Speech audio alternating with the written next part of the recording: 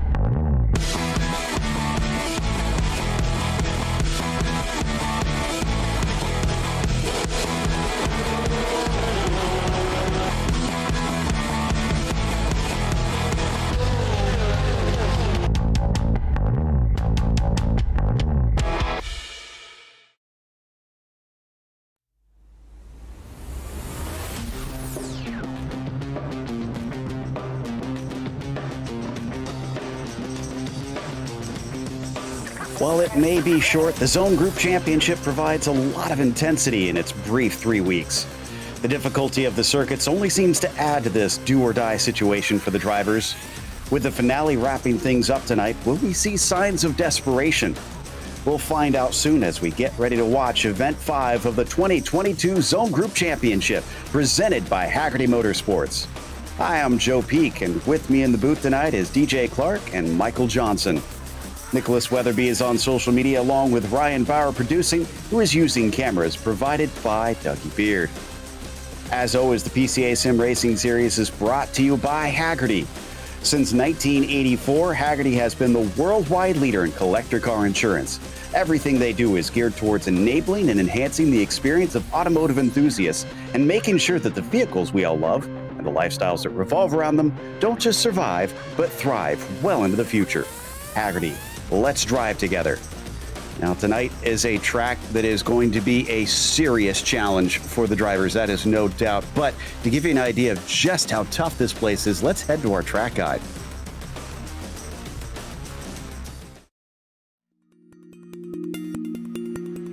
Welcome to Virginia International Raceway.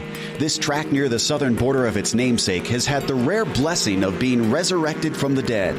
With 2 decades of use in its modern incarnation and still drawing regular visits from IMSA and Trans Am, it's safe to say that VIR is back and thriving.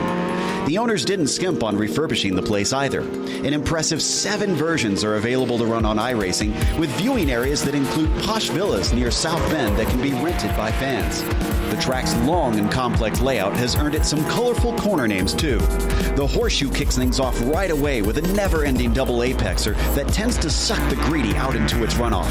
Later on, fast cars lacking downforce are sent through the terrifying climbing S's and spit out of the steep drop of South Bend. Of course, there's perhaps the most famous turn of Oak Tree, which has sadly lost its eponymous flora in real life, but is retained here in the virtual world. Let's not forget one of the scariest obstacles at the end of the lap, the roller coaster. The incredible speed drivers carry up into this blind braking zone is what causes it to require such immense bravery in order to get the most out of a lap. As you'd expect, the high number of corners makes passing rather difficult. Add in the fact that many of them are dangerously swift, and track position can wind up being a major factor in races. With the picturesque backdrop of the Appalachians around them, fans are not left wanting when they come to watch drivers face off at this historic track. It's no wonder the circuit has found success in its second chance at life.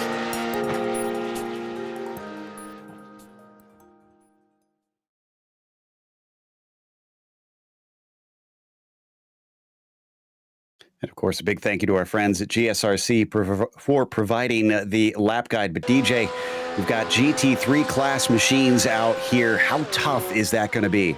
Oh, it is going to be very, very tricky, as VIR is one of those tracks that is always ready to catch you out if you are not careful. Really only 2 overtaking opportunities on this track in the traditional sense, and that's going down into turn 1, the horseshoe, and then going into roller coaster after the long backstretch. But from there on out, it's going to be a lot of follow the leader, a lot of trying to force a mistake out of somebody in front of you. So watch for a lot of cars to follow closely behind and sort of poke their nose this way and that to see if there's a way to try to get by, maybe through the snake, through the rising S's, or into South Bend, as I said, through forcing a mistake of the driver in front of you. And I'm really glad that we have Michael back with us again this week, because Michael, you've got a lot of firsthand experience out here. Are there any tricks and things that the drivers can figure out to help give them an edge? There are a few little things you can do, and it isn't always immediately obvious. Right now we're looking at Steve Lentz coming into Snake. One thing I do there quite often is that short shift, that quick early shift up into third gear. It puts the car in a more stable position and really helps you launch down the straightaway here going up into the climbing S's. Now, as DJ mentioned, there are really only 2 places to pass here. There's kind of a third if somebody coming up into South Bend right here, as we watch Steve negotiating that quite well, gets offline a little bit. You could slide up inside here at Oak Tree, and I gotta say, I love seeing the Oak Tree there. It's not there in real life anymore. It went down in, I think, 2012, but you can make a pass there. However, that is not necessarily a smart pass, because you've got this very long uphill straightaway right after it. So you've got to make sure you get on the power really well coming out of Oak Tree and hope you can hold on to it. Now, coming up into roller coaster here, this is a good passing zone, and we will see some very interesting attempts to pass. Some of them may end up like we just saw Lentz do right there. Now, some people might try coming down into the hog pen right here. Really not recommended, because once again, you've got that run down that front straight that you have to really get on the power well. You've got to use every millimeter of track. So we watch Robert Benson coming through here, just a little clip on that inside all the way to the edge of the curbing there to get yourself down the straightaway to really set up the best pass on this course, which is braking into turn 1. And Benson coming across, puts in a lap that'll get him into 15th. So we've got, I think, a little more than 20 drivers out here today. It's Franznik who is currently on the top and has been the man to beat there, James, in the 76 on that provisional pole.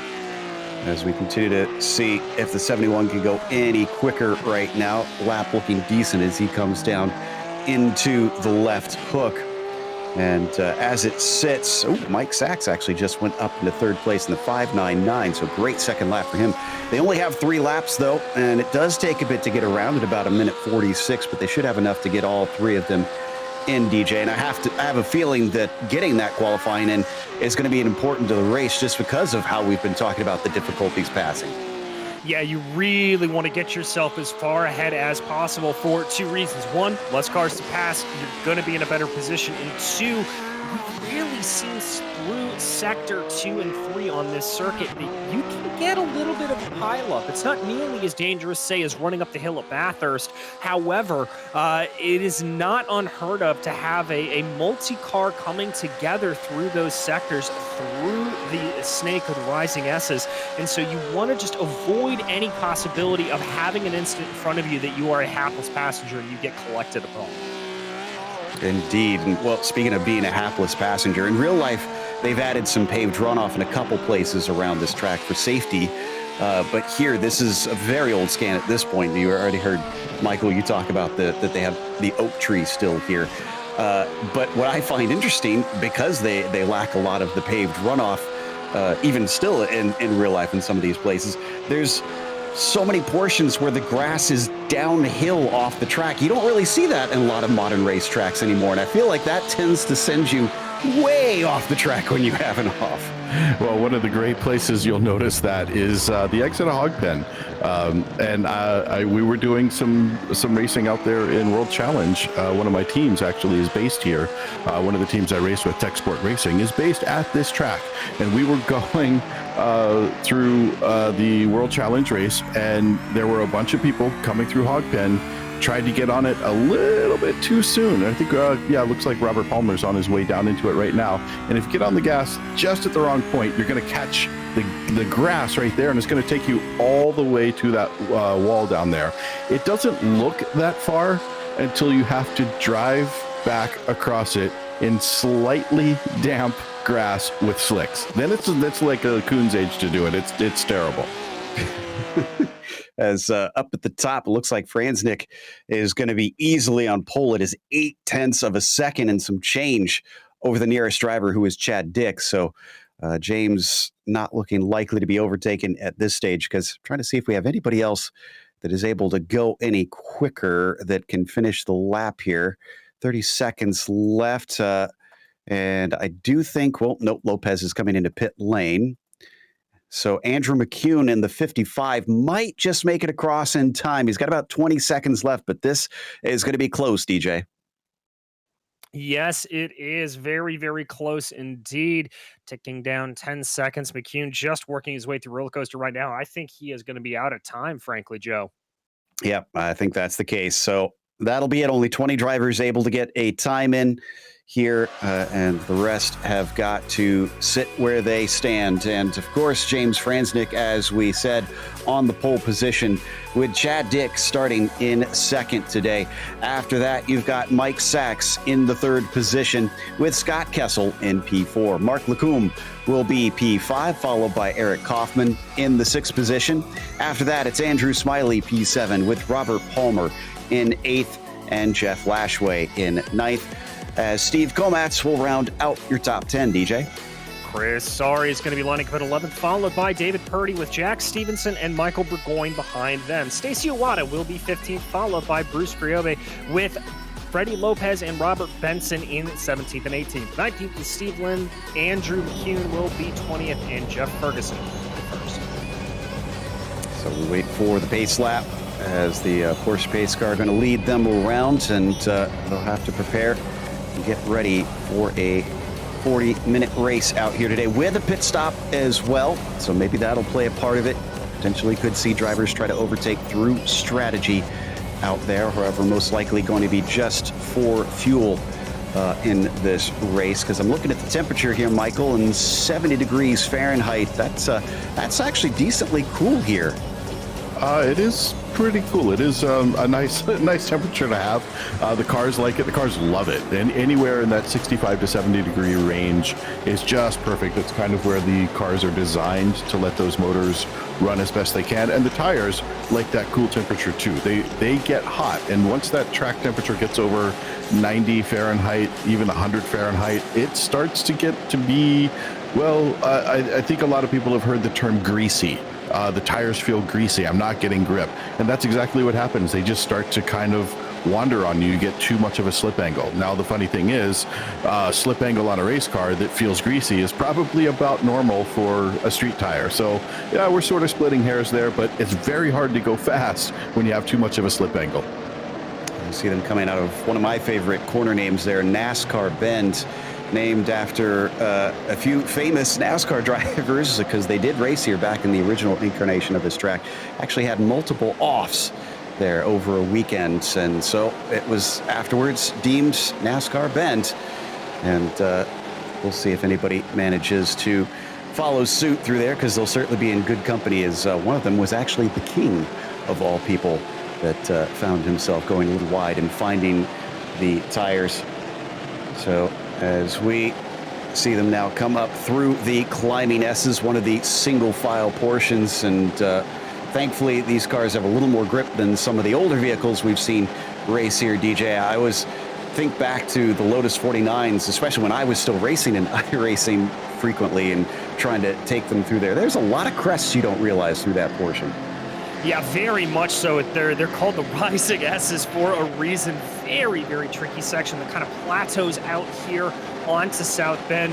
very tricky corner. We've seen a lot of drivers lose it, as Michael was talking about earlier, that sloping grass down the hill.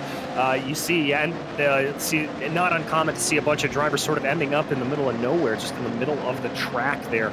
Such a difficult section. So on to the backstretch, someone going wide. I don't know who that was, Michael, but someone already finding the dirt there.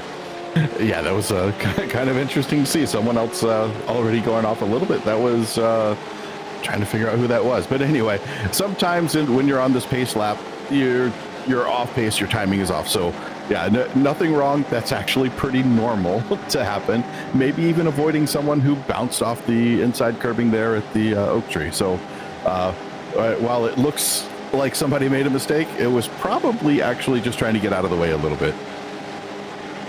And now we come up to roller coaster, and named for obvious reason. You'll see they rise up a crest here.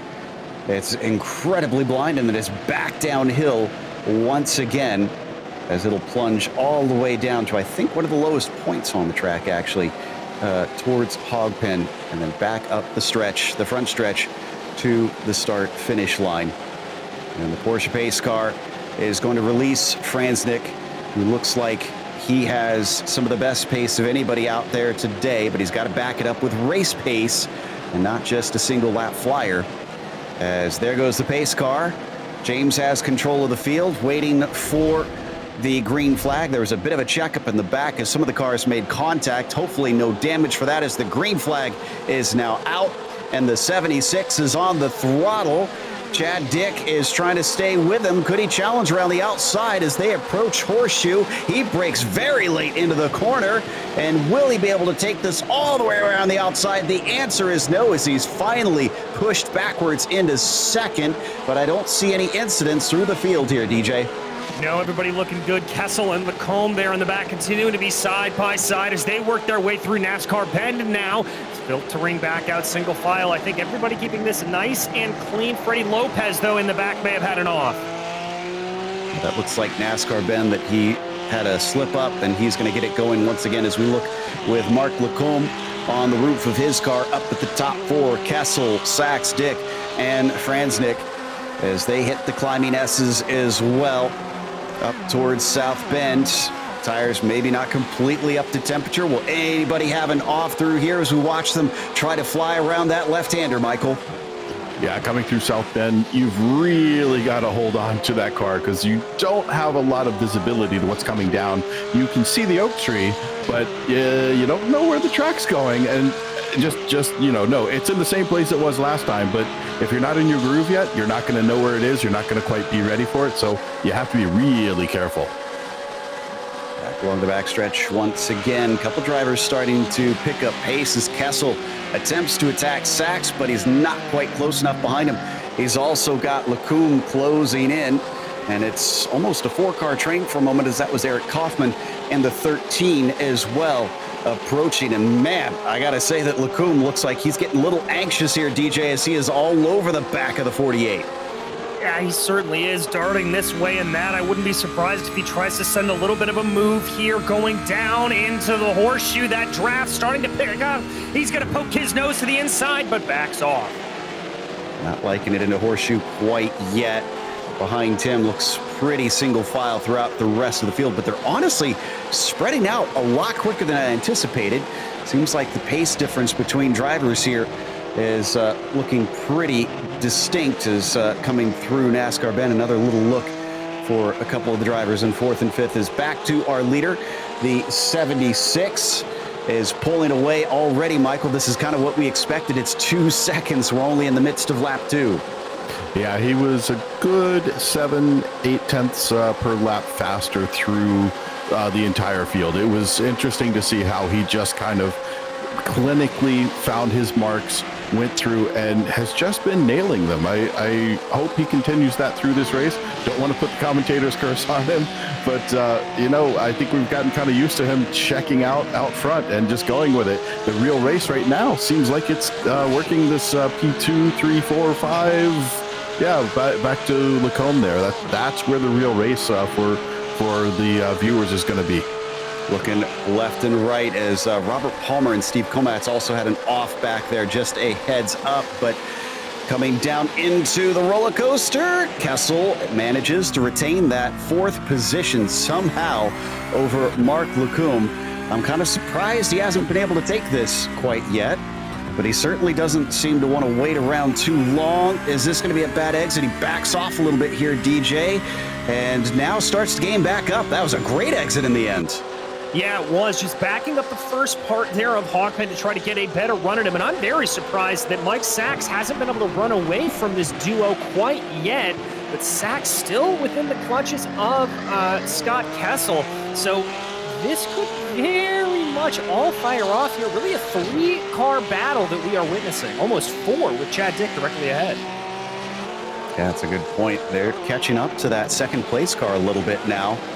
And before it was a 4-car battle with Kaufman behind them, but he's fallen back. There you can see from on board, Dick. In fact, you can't see. It looks like Eric is too far back to even be visible. There he is off in the distance, that tiny little white speck. And they're going to stay in line for the time being. Only 5 minutes into this race, so there's plenty left to go. Haven't even hit that pit window opening yet there, Michael. Yeah, the pit window is going to open up halfway through the race. We're going to start seeing people playing with that. But going back to something we talked about a minute ago, Chad Dick is really doing a great job at the beginning part of this lap. But over the last 2-3 laps, it looks like Mike Sachs really catches up to him on the second part. As we notice right here, look at how he's coming in there. The 599, Mike Sachs trying to make that overtake, getting around to the outside as they head up into the braking zone for the roller coaster. It looks like 2 cars are going to get around him. It's almost 3. So Mike Sachs and Mark Lecombe have been able to pass Chad Dick. They're just a little bit faster on the second half of this. Now, this is where Chad Dick has a good, strong drive. It's when we get around out of Hogpen and start through the first sector or first portion of this race course. And that was a phenomenal pass from the 19. Mark Lecombe got 2 for 1 into the roller coaster. A horrible exit out of Oak Tree is what premeditated all that. Chad Dick just seemed to slip up quite a bit on his way in there as he now chops down to keep Kessel in behind him. As Robert Palmer's in pit lane. I'm not exactly sure what caused that. We've also had an incident with Jack Stevenson in the 9, who is off track.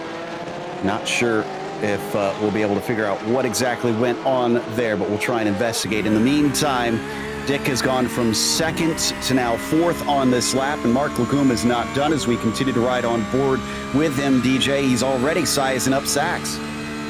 Yes, he is just trying to force that mistake like I talked about through the Rising S's. Now let's see what his line's like here coming through South Bend. Able to get around. Oh, the contact! That was a checkup from Sachs in front, and Mark Lecombe just not ready for it. Oof. Yeah, that was a big hit, and he loses multiple positions. Not sure what state the car is in, but he'll have to come back around probably for an early stop as we now watch from Kessel. So he gets another one under his belt as that's Chad Dick just in front. Don't think this is quite close enough, Michael, and no, he's going to stay in line.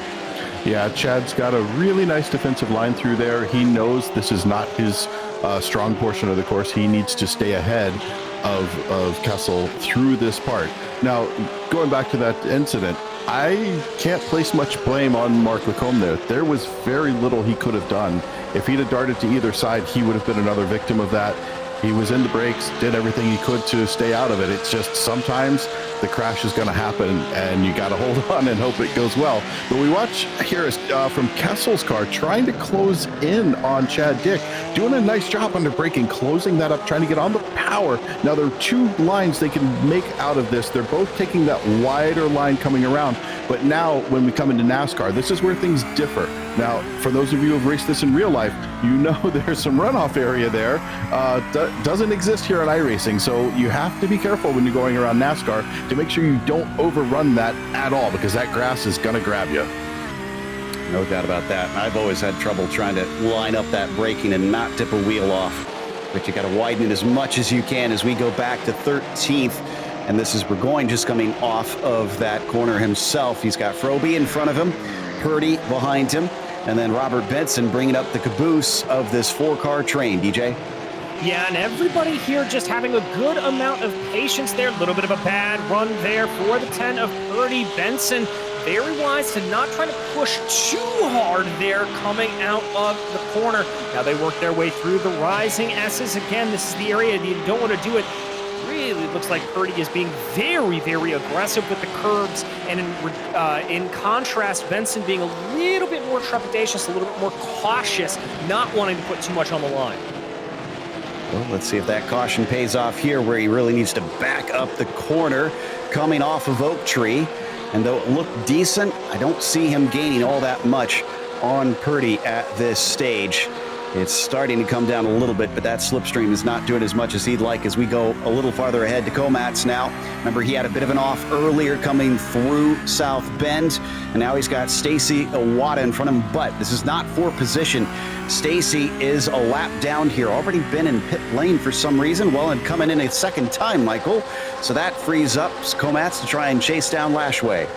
Yeah, Wada not having a really good race today. Little incidents here and there. The grass at this track in iRacing really does reach out and grab you. I know I've watched incidents doing review for various organizations and watching what goes on. I think the grass has arms here. It just reaches over, grabs the car. There are some places, like right here in Snake, where you can get a pretty healthy amount of the dirt over the curbs.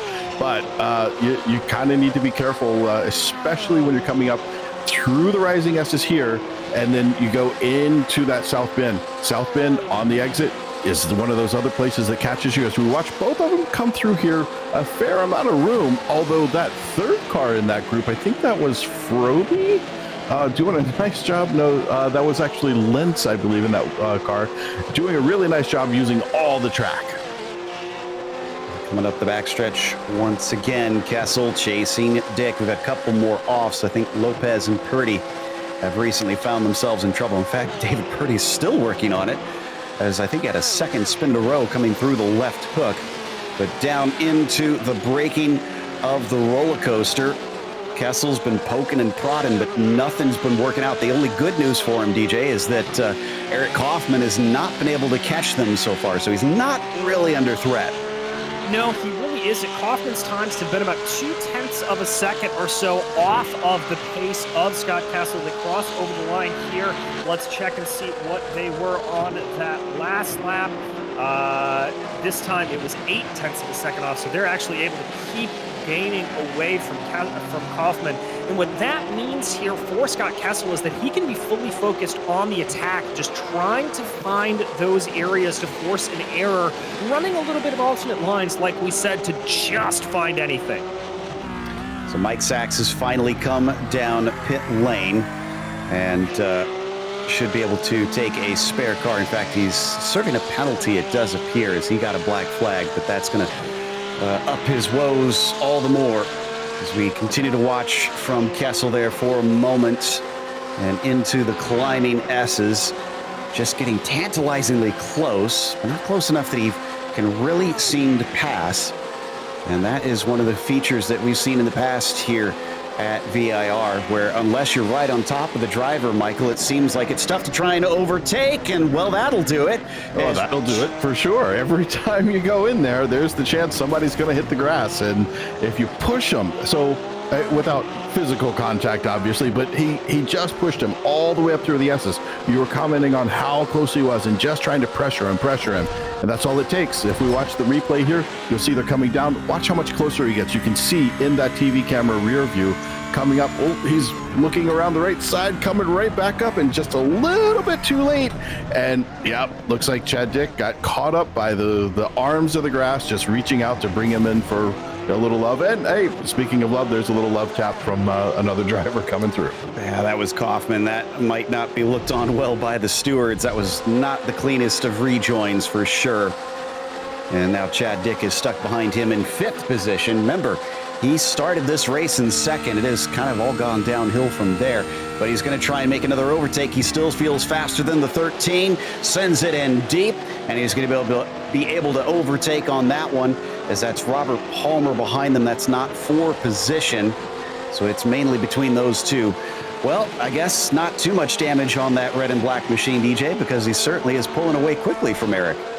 Yeah, he certainly is, and I want to give some kudos there to Eric Kaufman, recognizing that Chad Dick was a little out of position, and I get the sense that he let him go a little bit. Oh my goodness, that is a car off in front. That is Scott Kessel. Oh no, I think that was between left hook and the snake. Another spot where it's easy to go that little bit wide and find the grass. I think that's exactly what happened here, Michael. We're going to watch the replay and double check. Yeah, right here, just catches a little bit of that inside curbing. It pushes him out just a quarter of a tire width too far. And once again, the grass grabs another one. Mark Lacombe has gone from 5th to 2nd now. The bad news for him is looking at his lap times comparing to Franznik. He's not faster than him. James still putting in some stalkers at a 47.2 at one point. In fact, his fastest is a 46.9. Not even close to the quickest of Lacombe, is about 0.2 off of that for quickest lap right now. Chad Dick gets promoted back up onto the podium, so he re-inherits one of those spots, and Kaufman finds himself now in 4th place as we see the sun glinting off these beautiful German cars. And that in the background was Robert Palmer finding more difficulty in Hogpen. Yeah, Joe, all of these drivers just having a real handful out here. We jump back, though, to the battle for P8. This is Steve Linz that we ride on board with, trying to find a way past Eric Komatz in the 210. Whoa, getting around some traffic there in the form of Robert Palmer. And there is some pretty hefty damage on the front of Linz's car, it has to be said. But Linz is actually still massively up from where he sat. Oh, and that was a car off in front of them. Chris Sari losing time, but he's not going to lose a position. But Linz is up 10 spots from where he began this race as they come through NASCAR Bend. And he's starting to put the pressure onto Steve Komatz. And you were just talking about that, Michael, how important it is to just remind that driver ahead that you're there. Yeah, the headlights help a little bit too in those cases. I'm generally pretty nice about the flashing of the lights, but there are times where if I feel like I'm significantly faster, I'll kind of hit that headlight button from time to time. It doesn't really matter. It's not doing anything to them, but it does get in their head and makes them kind of think twice about, what is this the right turn? Oh no! Such a good run getting back up there, and finds himself in the wall off of South Bend. So Linz once again facing the wrong direction off the track as he'll get it rolling once more. And Kaufman, who fancies that 3rd place back again, is not able to overtake on Chad Dick down into the roller coaster. And we'll have to regroup and try again later. Yeah, I'm always very curious to hear what real-world drivers have to say about the flashing of the lights, because I remember once we asked another real-world driver on the broadcast what he thought about it, and his response was, oh, well, whenever someone does that to me, I'm just defending harder. I'm really not letting you by. Absolutely, every time. But, you know, I think I find I'm the one who's always in the position to flash my lights, because as people who've watched me race know, I am not the best of qualifiers. I can qualify still usually in the top half, but I have to work my way back up, and I quite often make it back to the podium. And, you know, a little bit of headlights here and there, working your way back up through, that can help. Or at least I like to think it helps. Maybe it doesn't help at all, but I think it does. And it's so much a psychological game. I guess you got to do what you got to do as we continue to watch Linz, who's back down to 12th. This is Robert Benson now in front of him, who is up quite a few, but I need to stop talking about that apparently, because now he spins and gives all those spots away. So the 71 again managing not to hit anything, thankfully, but is on track in 12th now. Up to Kaufman once again, DJ. Back a little bit farther than what he was before, about 9/10 behind Chad Dick.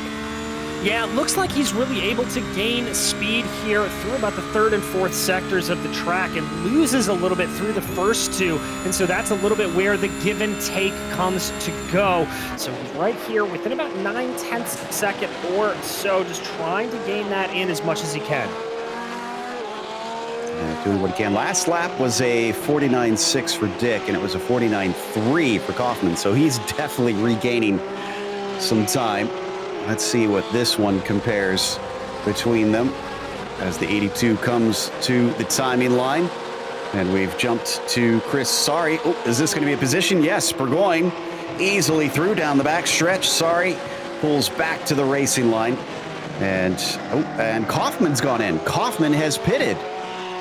Yeah, Kaufman decided to take the fight later by diving into the pits now. If he gets a really good entry and exit from the pits, doesn't put in too much fuel, and hopefully doesn't take tires. You don't need to on this short of a race. But if you get a really good entry, an excellent exit, and a nice launch out of your pit box, you can make up a fair amount of time. And that's exactly what I would be doing if I felt like I was stuck. Because we talked about earlier, Chad Dick was so fast in those first two sectors. DJ was just pointing that out on the last lap. He was just faster. But the way he was fighting and Kaufman was coming back in those later sectors, he just didn't have a chance to get around. So smart move on Kaufman's part to go ahead and dive into the pits there. And not only that, he had a little bit of contact. Remember when Dick was coming back onto the track? I wonder if that was his use of his spare car, just coming slightly earlier than others to try and see if he can get a little more speed out of it. As this is Franznik on your screen right now in the number 76. Doubt we're going to see him in, but might as well watch. Nope, he's going to stay out. So a now 7-second lead over Mark Lecombe, handily controlling this one. There's Mark now, DJ, in that number 19. And probably thinking, well, if second is the best I can do, that's the best I can do. Yeah, sometimes you get into those positions where there is a driver that just streaks away into the distance and you have no idea. Oh my goodness, as we had a little bit of the side-by-side there in the back. But yeah, Lecombe doing a fantastic job to just be able to hold on to that position. Oh, we've got another side-by-side here. This is Kaufman. Taking one car back. That's Burgoyne that he just went by. And Stevenson, who is behind them, is not for position. In front of him, Steve Lenz, another one that he's going to have to work through. And this honestly is not looking all that good. If he came out into traffic here, Michael, that means his laps are not going to be that great. No, finding yourself into traffic that has not yet pit. Now, he may not be into his groove yet, but the good thing is, looks like we got at least two diving down into the pits. So now he's got the track all to himself. He's got wide open track in front of them. Now, the problem was they did have an issue back at Oak Tree, and that may have been what helped him catch up into this pack. But there was a big kerfuffle back at Oak Tree with people trying to go 2-3 wide, I think, through there. Oof, yeah. Well, I guess it worked out well in the end with them heading into pit lane and freeing him up, and that moves him into 8th place. Franznik already coming back around towards the pit entry as we head to Mike Sachs now instead, who has already been down pit lane himself, but unfortunately not for the best of reasons, as he's currently trying to work on Steve Lenz. Now, weren't these the two that were up towards the top? No, Lenz was not, excuse me. Oh, and our leader's in. Our leader is in the pit, so Franznik is affecting his strategy now, DJ. Yes, he is. He clearly thinks he'll be able to come out in a nice little bit of a gap here, and indeed, he's going to come to a stop there. I've got to imagine he'll come out about behind second place Ferguson, hopefully be able to run in some clear air. Does not want to be caught up, even with the big gap that he has. He wants to run in clear air to just keep himself pointed the right way and keep everything good. Nobody else coming in quite yet, and James is very much in the open. He'll return to the track with nobody around him, so he can just run his own race from here till the stops take place for those in front of him, most likely, unless they also have an incident. That means Mark Lecombe is now temporarily our leader for the lap. When will he decide to come in? We're waiting on himself, Dick. Andrew Smiley. Credit to Andrew Smiley in that 167.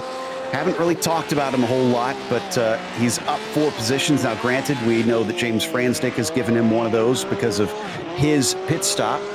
But Andrew, sometimes, I guess, figuring out that, Michael, it's better to just have a quiet race to yourself than really be in the thick of it. Yeah, there are times when you really want to be on camera, and there are other times you don't. If you're in a good podium position, P3, P2, and there's nobody around you, don't do anything out of the ordinary. Just tick off those laps and run your race. You may not get a lot of coverage, but you're going to be on the podium, and that's kind of where you want to be at the end.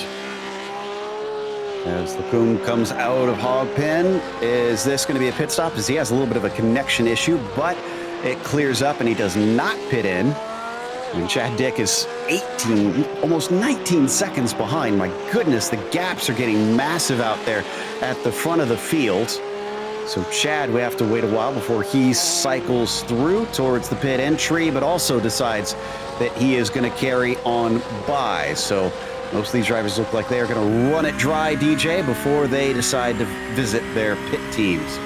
Yeah, and Dean and James Franznick here, your leader, when everything will cycle back out, he found that perfect gap like we were talking about, able to get himself out behind Scott Kessel, running in some nice clear air here. I anticipate Kessel, Smiley, and them pitting in the next lap or so. And so when that happens, he'll have a nice smooth track in front of him. No real lapped cars up until Bruce Friobe all the way up the road.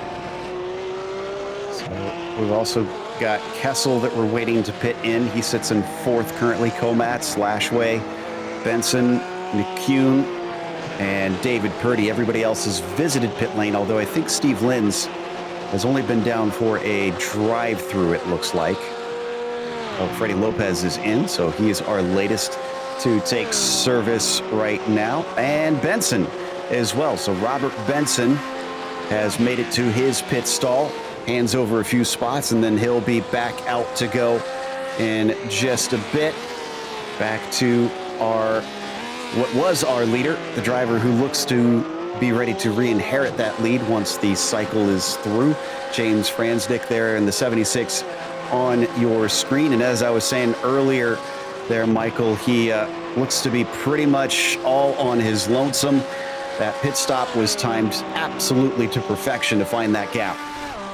It was, and I just think back to a race I had about a month or two ago where I was racing also GT3Rs, but this was at the Hockenheim Ring, and through whatever misfortune happened to some other people, I ended up out front by about 6 seconds. In the last couple of laps, I just kind of took it easy, and it closed down to, I think, 4.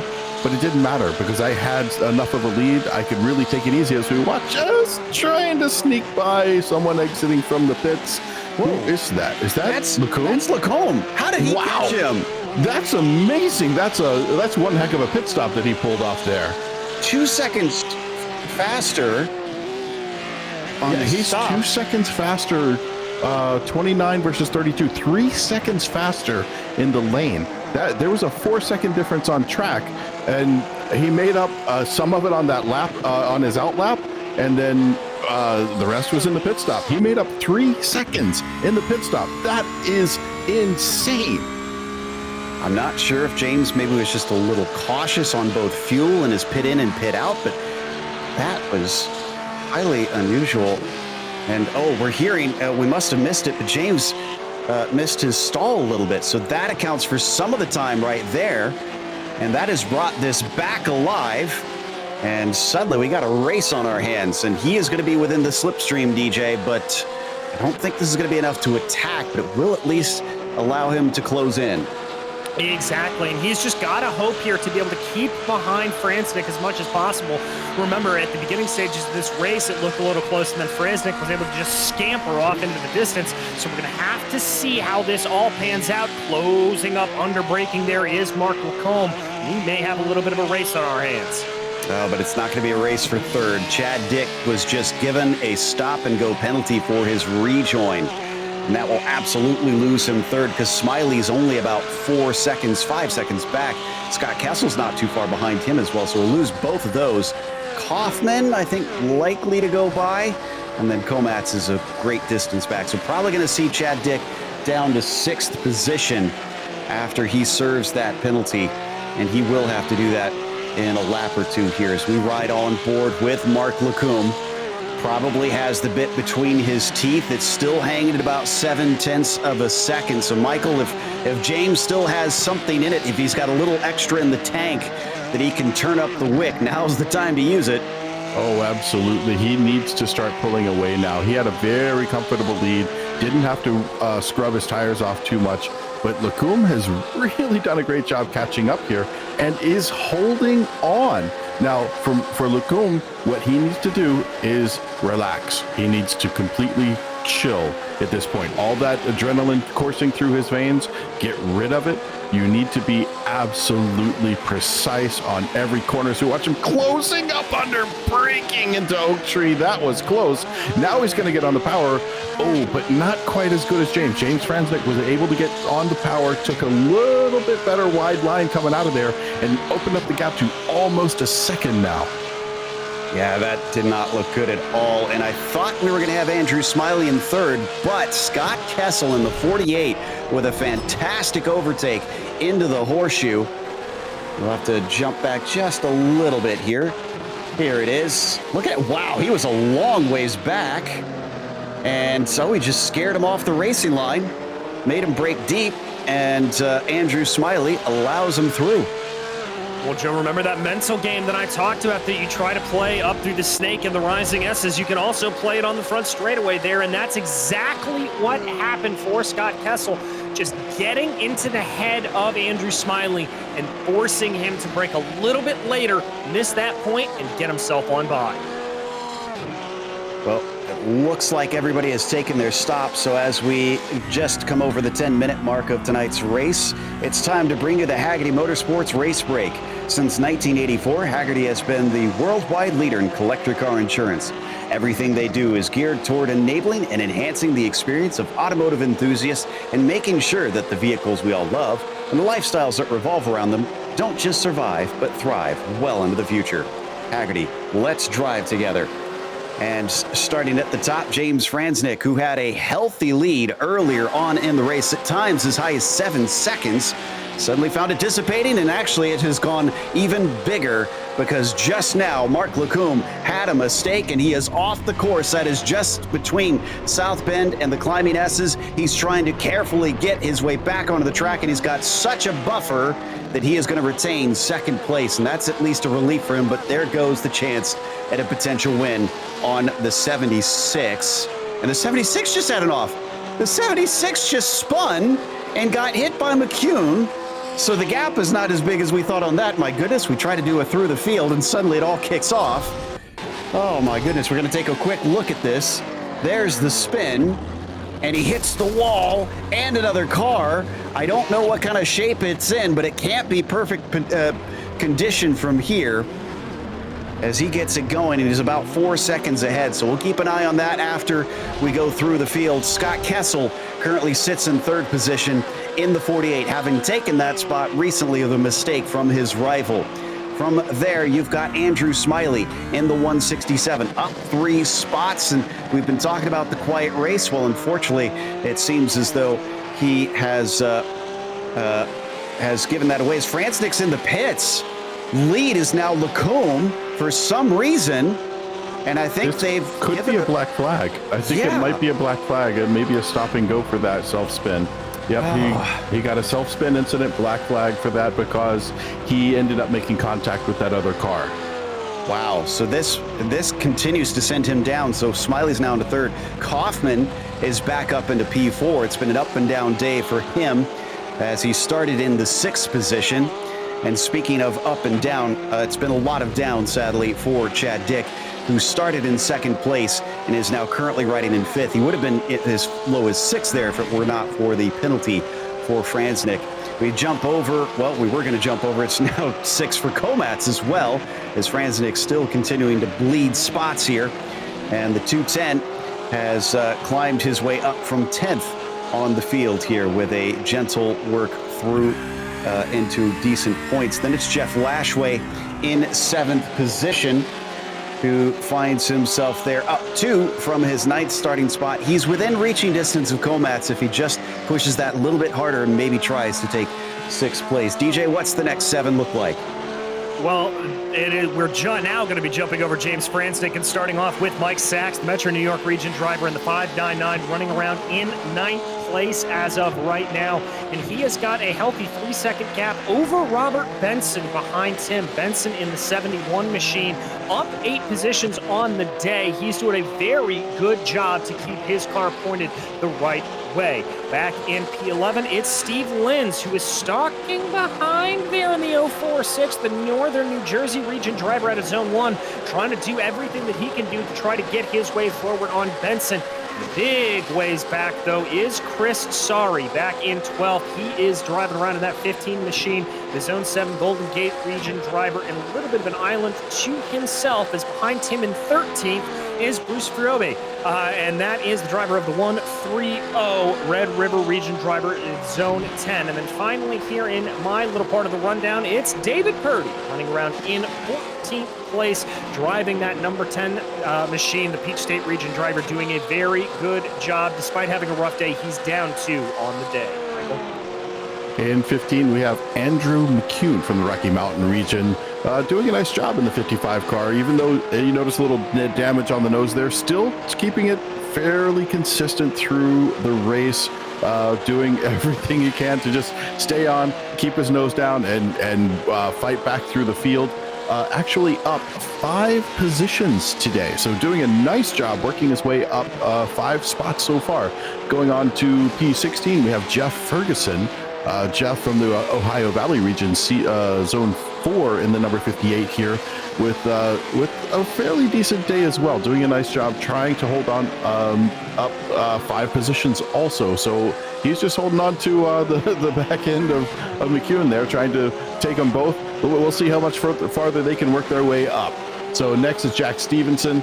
Jack is out of the Chicago region, Zone 13, with the number 9. That's the number I like to use if I ever have the choice. I like the number 9. So, hey, Jack, you got to get farther up to the front. We got to make the number 9 look better. So rock on. Stacy Owada in P18 out of Canada West in Zone 6.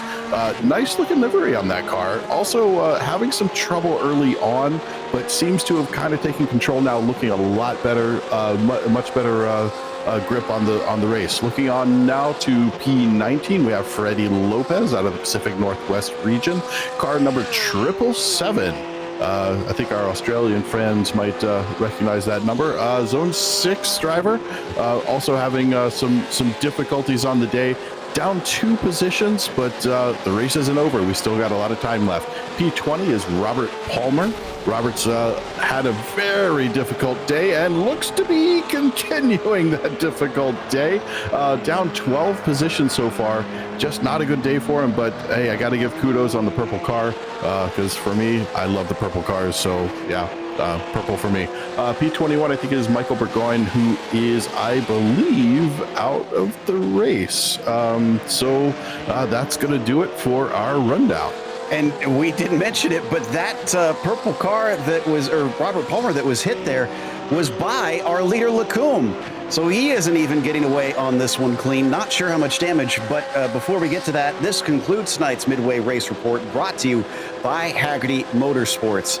And wow, things were about as wild as they could get for our through the field reads. And thankfully, it looks like there's not much damage on the car. In fact, I don't really see anything on the front at all. So I think he got away with that clean. And also, one thing that we should clarify as we watch with Franznik, our former leader, currently in 7th, when we talk about the self-spin incident, that's a new rule that's been implemented this year. That is not just for a self-spin. If you just spin by yourself, there's no penalty there. It's if you spin of your own volition, of something you've done yourself, and wind up in contact or impeding another car, that is when you get a penalty. And that's what happened with Franznik, because he caused that spin and collected those behind him. Even though it was a lapped car, that was still another driver racing. And thankfully, this one won't involve a similar situation as he's going to get a spot from Lashway. That's back up into 6th, but I'm sure that's little consolation because it's 22 seconds, DJ, up to the next driver. Unless he sees an incident, I don't think he's going to get another spot. Yeah, I have to agree with that, and that has just got to be so frustrating for James. As we focus here on Mark Lacombe, as we said earlier, no damage to that car. He's got a 13.5-second gap back to Scott Kessel right now. So knock on wood, because we've seen just about everything happen over the course of this race, but relatively smooth sailing now for the 19. Woohoo! As they come down the back stretch, Kessel with 13 seconds to try and gain on him with a minute and a half to go. Steve Linz in the meantime. Will he be able to make this pass? He's trying to go by Benson, who you see in the Falcon livery car. He's got the inside, which is the place to be here through the horseshoe. Hanging tough. Oh, but the car gets loose, and Linz has to try and gather it back up, Michael.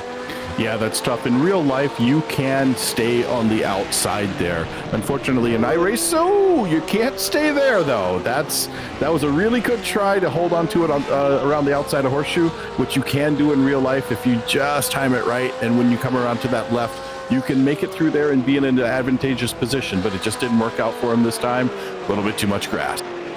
White flag is now out for Mark Lacombe last time around. And he is sitting pretty, but we've already seen great leads suddenly fall away as Lashway lost another one. Steve Komatz now gets into 7th place. Nice job to the 210 for one more spot up the field. And you have to give credit to Mark here. Started this race in 5th place. We saw him picking them off one by one as the first laps ticked off. And then towards the end, even though he didn't have much opportunity, made the best of what he did have underneath him, which is pace and a good pit stop. That put him in the right spot. When the leader had a mistake, Mark Lacombe was through. Of course, he wasn't mistake-free. He also had an off right here just before South Bend, spinning it significantly, DJ. And one of the spots where thankfully they didn't have walls right beside the track where he went off and was able to just kind of slowly find his way back to the pavement. Exactly, as he now has just got a couple of more corners to pilot this car around, but a very, very heads-up, calm, cool, and collected drive here from Mark Lacombe. This is exactly the kind of run you need to see out of a race winner. Absolutely brilliant. So Mark Lacombe coming down through Hogpen is going to wrap things up with a victory here in the Zone Group Challenge. Off of the final turn and to the finish line, the 19 is your victor today here at Virginia International Raceway. It'll be Scott Kessel following him home a little ways back in 2nd place. And what do you know, Andrew Smiley was not going to be denied on this one. He is looking at a brilliant podium here today. Yeah, he held on. We talked about it a little bit earlier. Is he going to be able to hold on to it? Did a nice job to hold on to that position. It was assisted by some mistakes from other people, but like I've said 1,000 times before, the best pass is the one where the other guy goes off track and you just keep your normal line. And I'm not sure what happened with Franznik, but I think he lost connection. So the day just kind of ended as badly as it developed here as we watch a few battles down to the line. This is Lashway and Komatz. Komatz managed to get past him. A little bit of wheel spin for the number 7. And he's got to hold it together for just one more corner. Thankfully, it looks like he's good, but he's not going to be able to take back that 210. So Komatz in 6th, Lashway in 7th, Mike Sachs in 8th. And the last few drivers on the lead lap now coming through as it looks like Steve Linz in the 046 is going to finish 12th and the last one on the lead lap. But wow, what a race today.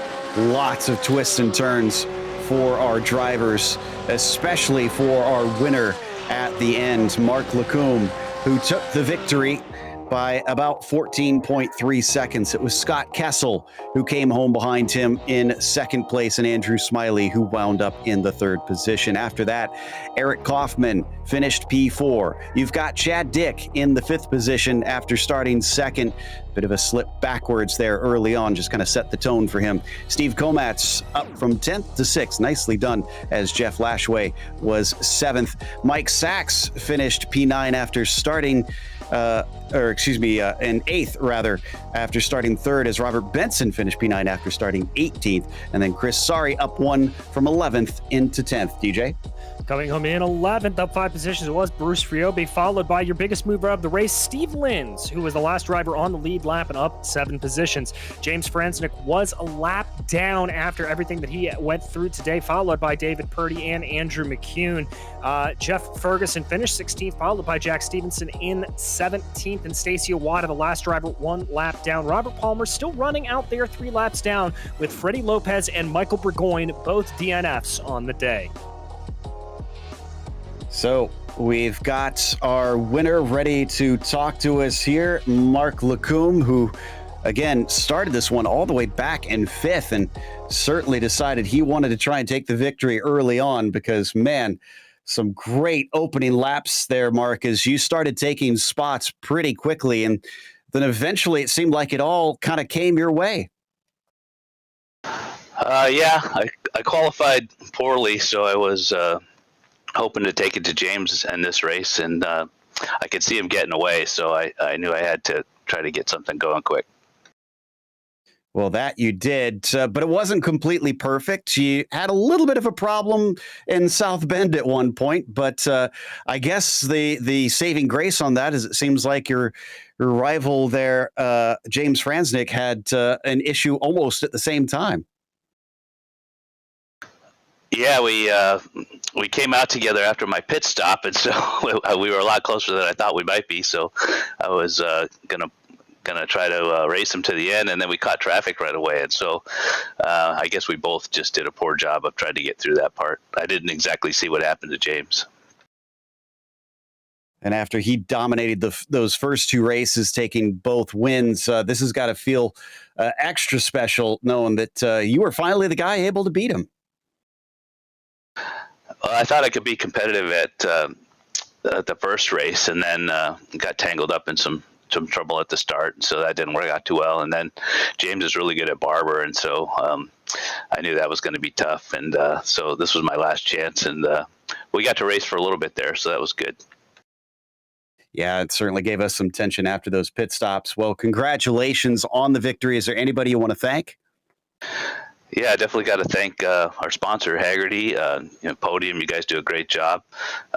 Doug and Chip, who's now running the Zone Group Championship. Our WWZ Zone Group, my Matrix Motorsport teammates who helped me go faster, drive faster. My sponsor, Ford All Motorsports, and my wife, Debbie. That was Mark Lacombe, our winner here in the final race out of the 3 here in the Zone Group Championship for the Challenge class. And up next, DJ is caught up with Scott Kessel. I have indeed, Scott. This was a crazy race there out for you, up and down the field. At least looks like a little bit, but able to come home and bring the car home in a podium position. That's got to feel good. Definitely does, DJ.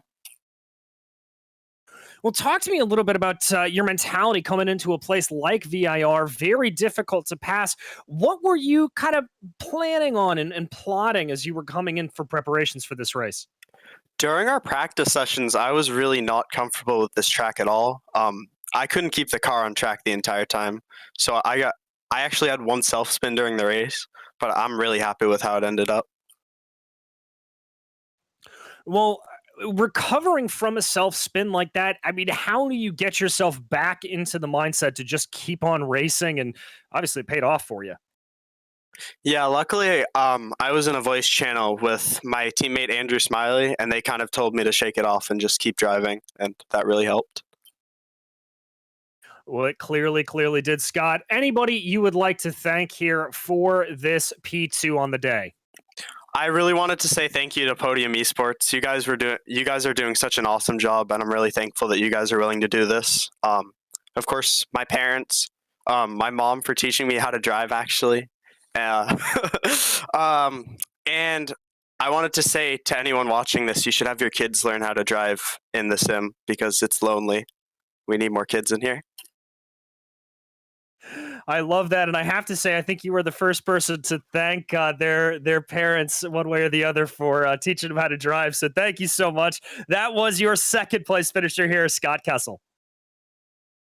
And up next, we've got Andrew Smiley, third place, ready to talk to Michael Johnson.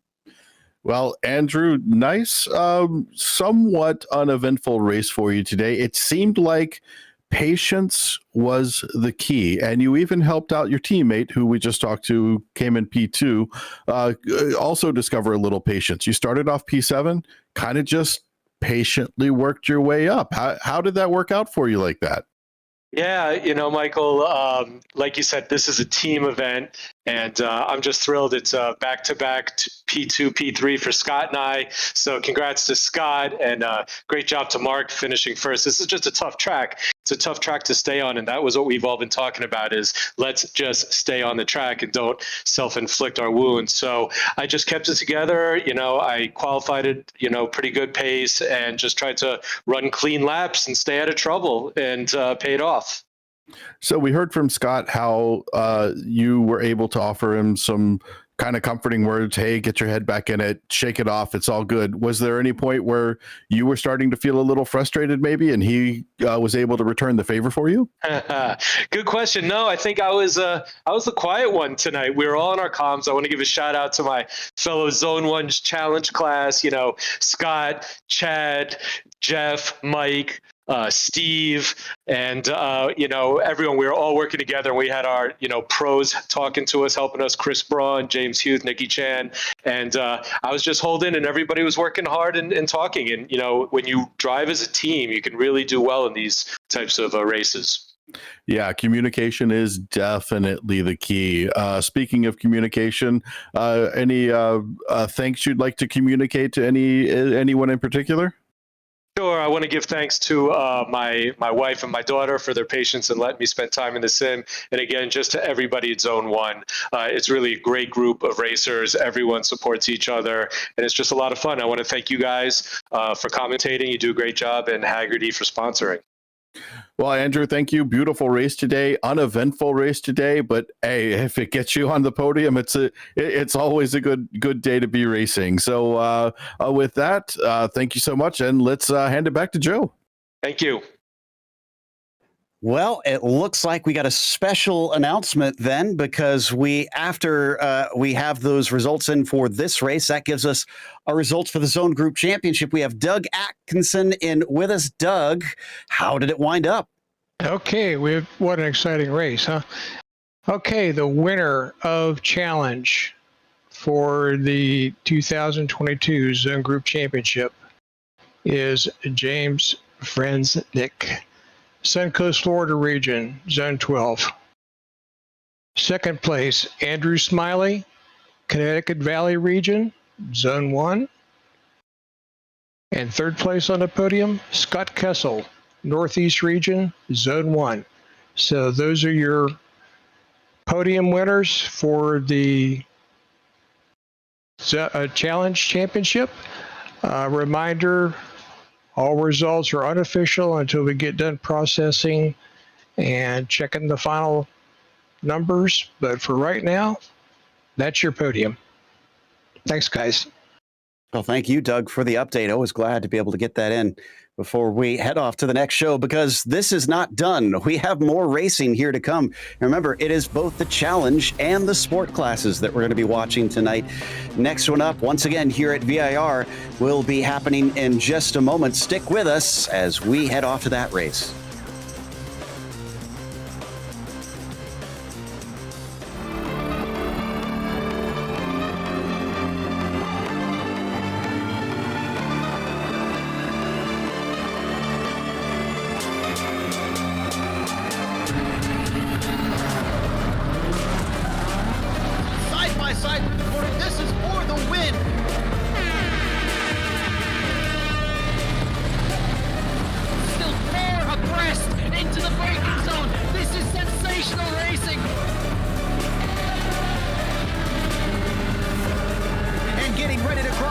goes around the outside, but it's not enough.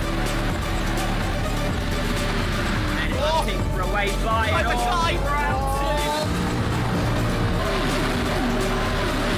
Hollander's going to come back at him. It's going to be a race to the line. Does he have enough?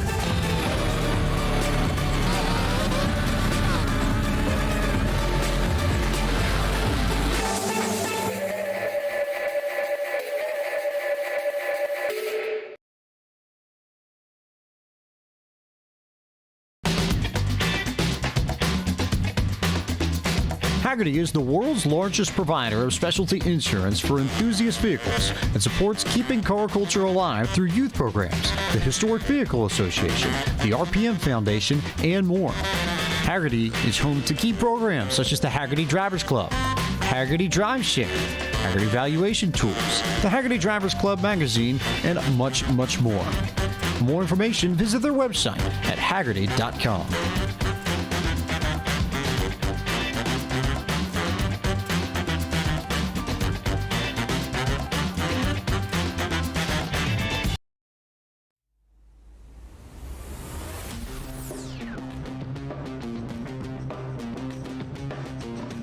Welcome back to Virginia International Raceway here live on Podium Esports. We've got now the sport class getting ready to race for the last event of the Zone Group Championship here, and we just handed out some prizes for the challenge class, but we'll do so hopefully in roughly about 40 minutes and some change here, DJ. But hopefully the drivers learned some valuable lessons as well watching that last race, because it certainly seems like there is a few to have. Most certainly, Joe, and I think the primary one among them is you've got to stay on your toes constantly around this Virginia International Circuit. There is always an area willing to catch you out, willing to catch you by surprise and send you right off into the grass, or even worse, off into the barriers. Well, the qualifying is already done here, so we don't have to sit around long on this one. And you can see the starting order there as Garrett Taylor is going to be on the pole. It'll be Jake Geiger starting from second place, as the second row has Avijit Barua in third with Adam Spence in fourth. Then it's Enrico Gregorato, our winner on the first round, and Will Mungia in the sixth spot rather. Sebastiano Ballestieri in seventh will be followed by Kim Fricke in eighth position, and Chris Pippin in ninth. And finally, Val Asensio rounds out your top 10, DJ. It's going to be Adam Gerling lining up in 11th, followed by Joseph Evers with Carl Boccieri and Robert Walton behind them. David Kaufman will be in 15th, followed by Jeff Rosenthal with Ankerberg Zone and Bob Moore behind them. Greg Palmer and Adam Holland round out your top 20. Jeff Williams brings it in 21st with Craig Smith not too far behind. Antonio Da Silva 23rd, 24th Benjamin Fong, 25th James Legault with Ryan McGee in 26th. So as they line up, once again, we're going to get going on our pace lap in a slightly bigger field as well, but also a little bit more pace that they'll have to watch out for as they now take off. And it's about the same temperature as well, so should be similar in some respects, but not others. And if you're Garrett Taylor, DJ, I guess the big thing is nail that pit stop, and like you said, keep it on the track.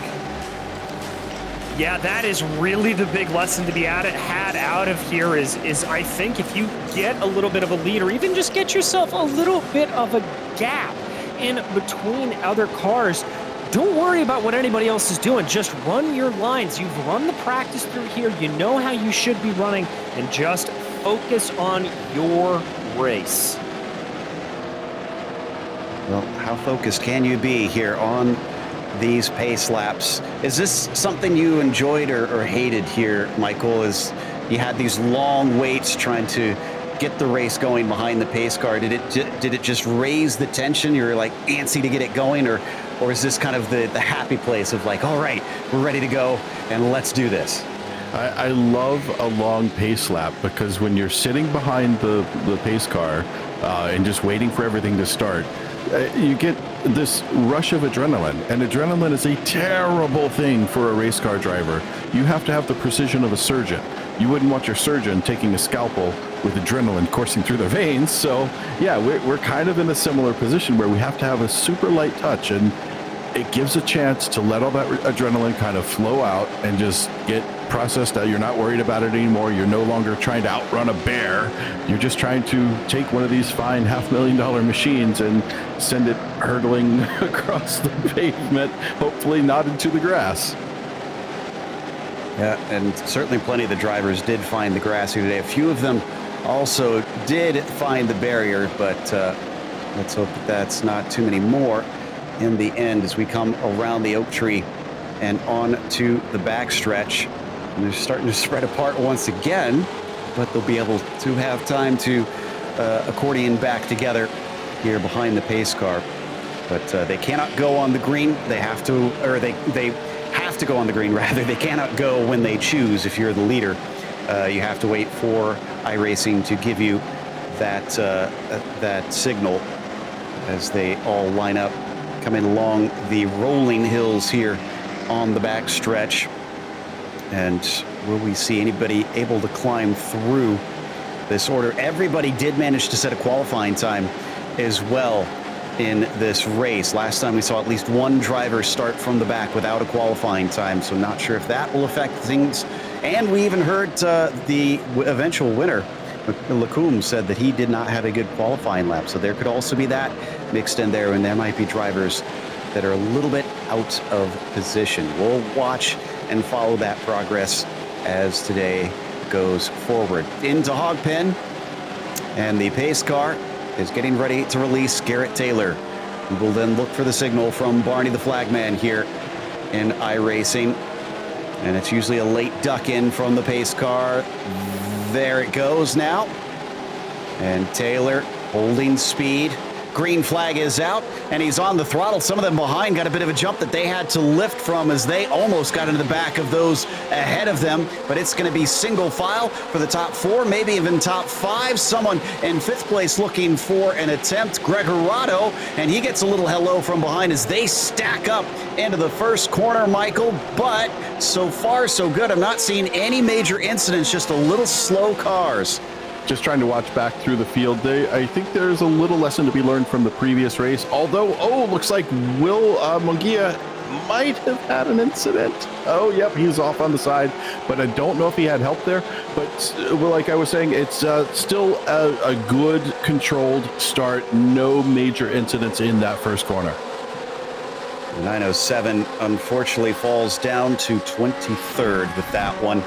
And I think Ryan McGee, no, Ben Fong had an issue as well, but I'm not seeing Ryan McGee out on the track. So we'll try and figure out what is going on there as they come down into the oak tree for the first time. And Garrett Taylor continues to lead Geiger as Barua is the one chasing, and they're starting to stretch this gap here, DJ. And that might be critical here early in the race, being able to get your own little piece of track and not feel that pressure from behind.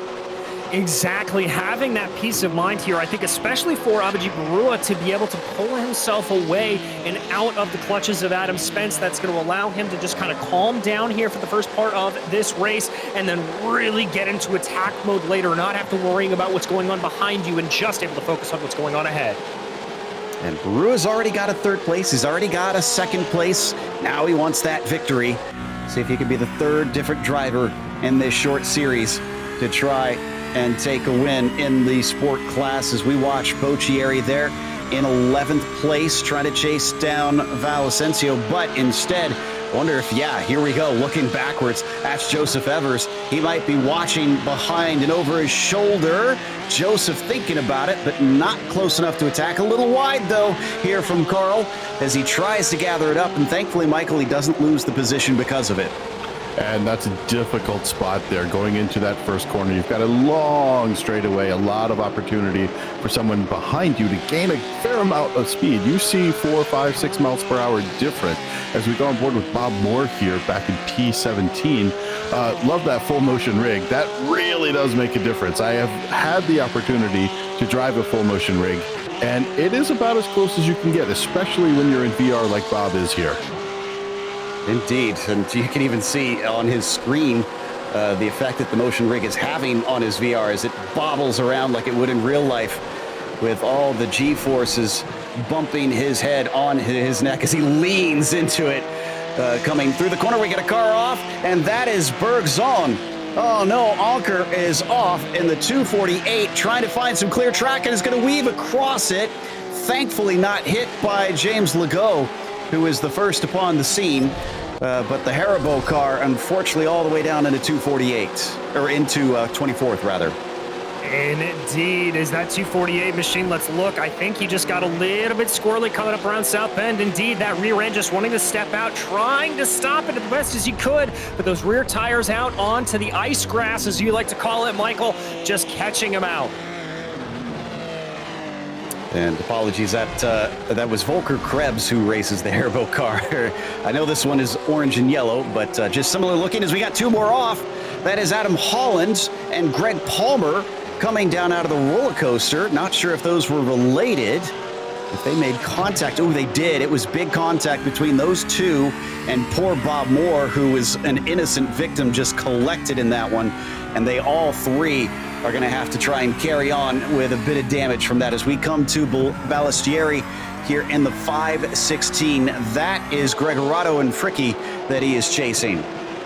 Yeah, Gregorato being our winner the last race, sitting in a good position, still down one on the day. But if you remember the previous race, not that long ago, the person who ended up winning was right around this position at this time. So with Enrico's talent, I think we could see some movement forward here. I wouldn't doubt it. Certainly looked like he was quick before. As they come out of Oak Tree, we look once again up at Garrett Taylor, our winner of round one, with Gregoretto coming in second place behind him. Back to Sebastiano as we watch the 516 try to see if he's got enough of a slipstream to attack on the 5, but it's not looking like it here. They hit the end of the backstretch break for the roller coaster, and no, instead it is Fricky who, Gregorato looks like he might be able to challenge on Fricky here, DJ. Yeah, indeed he does. Gets not the perfect run out of roller coaster, but as they bring their way down through Hogpen here, Fricky having to look in his rearview mirror quite a bit. Gets a good launch off of the corner, though. I think that's going to be able to buy him at least a corner or two going down into Horseshoe. He's not going to be under attack right now. Yep, he'll be able to stay ahead, although big closing in from Sebastiano behind him, under braking into the Horseshoe. Looks like we've got a black flag for Adam Holland, and he was the one involved in that incident. He's serving it right now, that incident into the roller coaster. So already discovering that he's got to keep it clean out there on the track. Barua still in the third spot, still within range as well here, Michael, as that is Jake Geiger in his windshield. Yeah, Avi has been slowly closing down. We're down to about 0.7 of a second now. But last lap, it was right at 1/10 of a second faster. Avi has gotten into the groove now, and I think Jake might not be there yet. So Barua closing in on Geiger, and actually really close. And as we watch him come out of Oak Tree now, he has a great opportunity to sit right up under that wing and get a nice draft up into the roller coaster. For some reason, not a great exit from Avijit. And Bob Moore, who is a lapped car, is going to let both of them by. Yeah, pretty decent distance now, about 0.6 between them once they hit the end of the backstretch. So back instead to 6th place, Gregorato, who for the second lap now we've seen look a lot better under braking compared to the 66 in front of him. And that's a good sign, DJ. I wonder if he could use that to his advantage if he gets just a good enough run that he could try and outbrake him. I think he'd like to, but again, he just doesn't look like he quite has the power coming off of Hogpen to really get the attack on that 66. The gap coming down to about 0.3 of a second, but he needs to be closer. Again, closing up under braking. Great job in that number 5 to be able to close that distance down, but now he's got to look out behind because Ballestieri is there as well. Right on board, a little farther back with Boccieri chasing Valacencio. The 44 has been dealing with the pressure admirably up to this point, but there's going to be more friends getting involved. Joseph Evers is starting to close in from 12th, Michael. Yeah, Joseph Evers trying to get in to be part of this. Joseph and Val had some good back and forth in the previous race that we watched in Alabama, and that was a nice little battle that was going on there. But right now, Val is being cooler than the other side of the pillow. She's not letting what's in her mirrors disturb her. She's focusing forward and trying to get out and put a little bit of a gap in there as best she can. But Ballestieri, not one to let that go away. Coming up under braking into the oak tree, gets a really nice launch, but it looks like Val may have gotten off that a little bit better. There's also looks like some traffic up in front that may be helping her out. Or is that traffic? Or is that? Yeah, that's lap traffic. Yeah, they've caught up to Bob Moore, who actually held up a number of the drivers. Greg Arado with Pippin now behind him. And I think he may have been able to make that overtake because of the lap traffic coming down through the hog pen. Also got Ballestieri and Adam Gerling. Actually, no, Sebastiano, did he overtake Gerling, or was that he there before? I'm not sure. I think that is what happened, yeah. We're hearing that, yes, indeed, he did pass. So, yeah, that lap traffic just caused a little bit of havoc there in and amongst the drivers. So they come now out of NASCAR Bend, and it is hard at some places to try and let them by. This would definitely be one of them right here, DJ, as they come up towards the left hook and through the snake. Yeah, you got to be a little bit careful trying to let it by. The best real place to let somebody by is going to be on the back stretch out of Oak Tree. But as we ride on board with Pippin now, you can see him trying to just figure out the best way to get around here. Oh, Boccieri's had an issue. He's heading off into the snake, and I think that took him into the wall. Unfortunately, he's falling all the way down to 16th, 17th even. He's losing multiple places. And that's going to put Asensio and Evers back together again. Oh, although Asensio, I think she just had an incident. Yeah. Yep, sure enough, coming out of the South Bend. That is one of those really tough places. Now trying to rejoin, she has to watch her relative to make sure that she's not going to get anybody's way. But as we watch her coming up through here into the S's, gets a good bit of curb like you're supposed to, holds it nice to the right side, gets a little bit too far left there, having to adjust. The rear end just steps out a tiny bit, and I think there may have been a little bit of wing watch as part of that, but fortunately did not hit the wall, so she should be able to recover pretty well. From 10th position down to 16th, so definitely a lot of spots that went away there.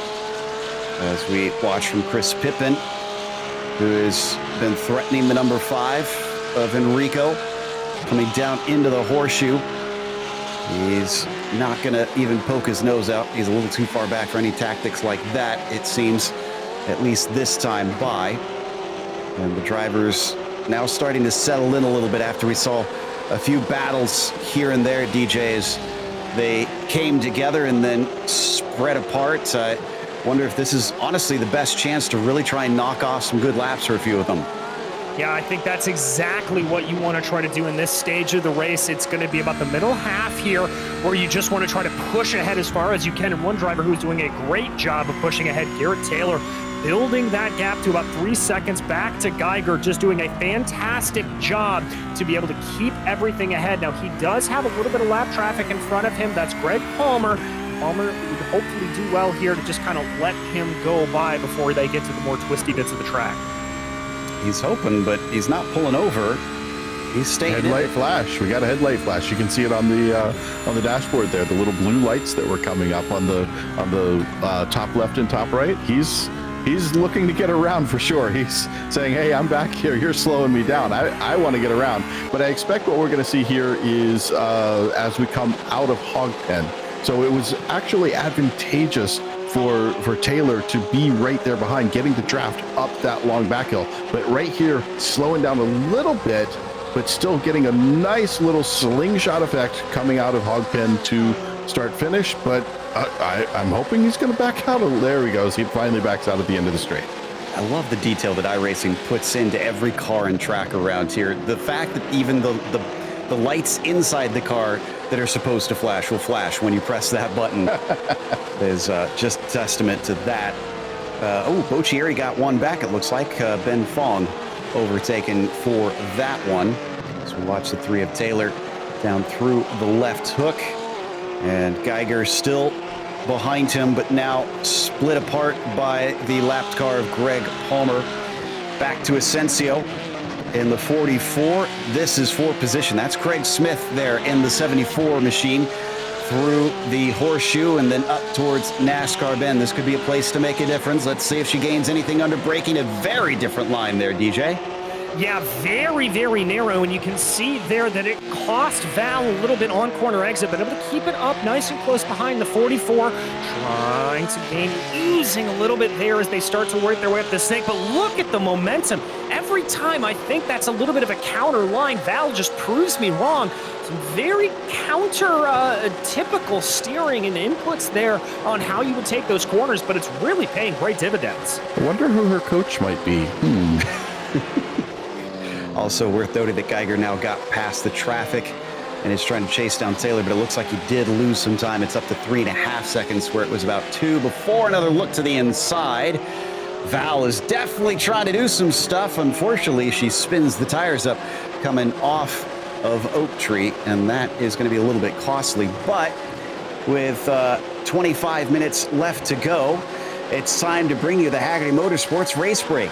Since 1984, Hagerty has been the worldwide leader in collector car insurance.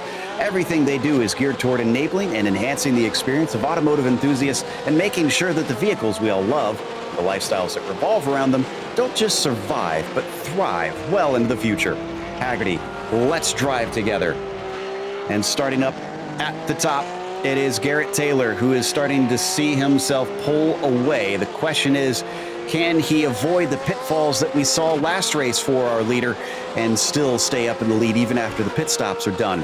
Behind him, it is Jake Geiger, who is trying his best to limit the damage on that, but the traffic has not been playing well with him, and he lost a little time at that exchange. It's now up to about 4.5 seconds currently.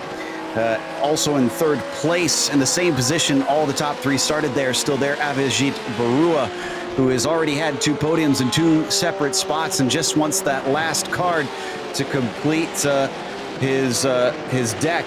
And, well, Avijit, unfortunately, not anywhere near taking the win right now, but you never know in this race. Adam Spence is going to be in 4th place, another car exactly where he started in that number 55. And the first one really challenging. You can see Barua just in front of him. A little slip up, a little traffic, and that fight for third could be on. Then you go back to Kim Fricke, back in 5th position, kind of on his lonesome there in the 66. Not really close enough to attack, not really close enough to defend, so just rifling off laps for the time being. Enrico Gregorato started off the season with fantastic pace, but this one seems to be something of a bogey track. Still been sitting down in 6th place. There's time to try and make it up, but he's going to have to start hustling pretty soon. As we've got Chris Pippen behind him, back by about 2.1 seconds in 7th place. Another one that is starting to lose touch with those ahead, but he's also feeling the pressure from behind because Sebastiano Ballestieri, who is down 1 position, wants to get that spot back. The 5:16 is gaining, is now half a second behind Chris Pippen at this stage of the race. In 9th place, it is Adam Gerling, who sits there up 2 spots from where he began. He's about 1.5 seconds back from Ballestieri. We haven't been talking about him a whole lot, and I'm sure he'd like to keep it that way with this quiet race, although some overtakes are in order. Meanwhile, DJ, what's the next 9 look like? It's Joseph Evers there, the Big Sky region driver of the 830. Has a little bit of a gap between himself and the driver behind him. That is David Kaufman there in the 08 machine out of zone 6. Just a little bit lurking there in behind, trying to see if he can close in at all. Behind him, it's Robert Walton, the number 8 Maverick region driver, doing a good job of ticking off some laps here into that dark green Porsche. Behind, well, it is Jeff Rosenthal, about 2 seconds back in the 713, the Yosemite Region Zone 7 driver, doing a good job in that lighter green color there. Ankerberg's on in between the two that you can see. But Rosenthal has got Will Mungia there. Mongoya, excuse me, has a very, very quick car in the 907, the Peach State Region driver in 14th. 15th is Craig Smith in the 74 machine as he tries to keep going around here. The Mid-Ohio Region Zone 4 driver in 15th. Antonio De Silva is in 16th position. The Metropolitan New York Region driver about 5 seconds off of Craig Smith in front of him. Behind, then, having a little bit of a rough race is Carl Boccieri. There you can see Carl on your screen. The number 80 machine out of Zone 1 is falling down through the field to the tune of about 3 positions. Antonio De Silva now in 17th place, having an off there. Antonio dropping down. The number 24 has, so not a good day for him. And then rounding out your 18, it's Benjamin Fong in the 666 Zone 2 driver who is just holding position right now. Michael? In 18th position, we've got the 517 of Jeff Williams having a difficult day. He's got a little redecoration of the nose there, but not to be outdone. And, well, actually, I was going to James. Looks like Antonio De Silva has fallen back into that position. But let's move back to James Legault. Has a similar nose job going on the 27 there. So James having a tough day. Now, moving on back, let's go to Valacencio in the 44 car. Beautiful livery there. I think she might have put the purple on for me. Had a brilliant start, but a couple of minor errors just took her pretty far back in the field.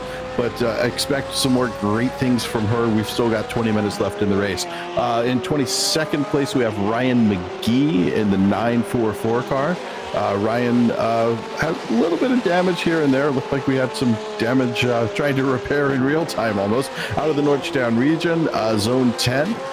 Looking back in 23rd is Greg Palmer in that Gulf Marine livery, I should say, out of the Milwaukee region, Zone 13. That's the car number 23 in P23. Moving on, we've got Adam Holland, who had an earlier incident getting a drive-through penalty in the 144 Matrix Motorsports Porsche.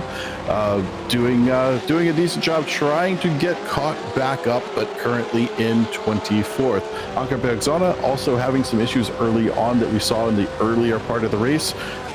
In the 25th position out of the Northeast region, Zone 1. And finally, in 26, we have Bob Moore in the 772, doing everything he can to work his way back up. But hey, I'm having a great time watching the Motion Labs rig there. I wish I could get a Motion Labs rig. Those are wonderful, wonderful ways to race. And this concludes tonight's Midway Race Report, brought to you by Hagerty Motorsports. Big thank you to them for sponsoring this one. And we've had a couple scheduled stops since then. At least I'm pretty certain they're scheduled.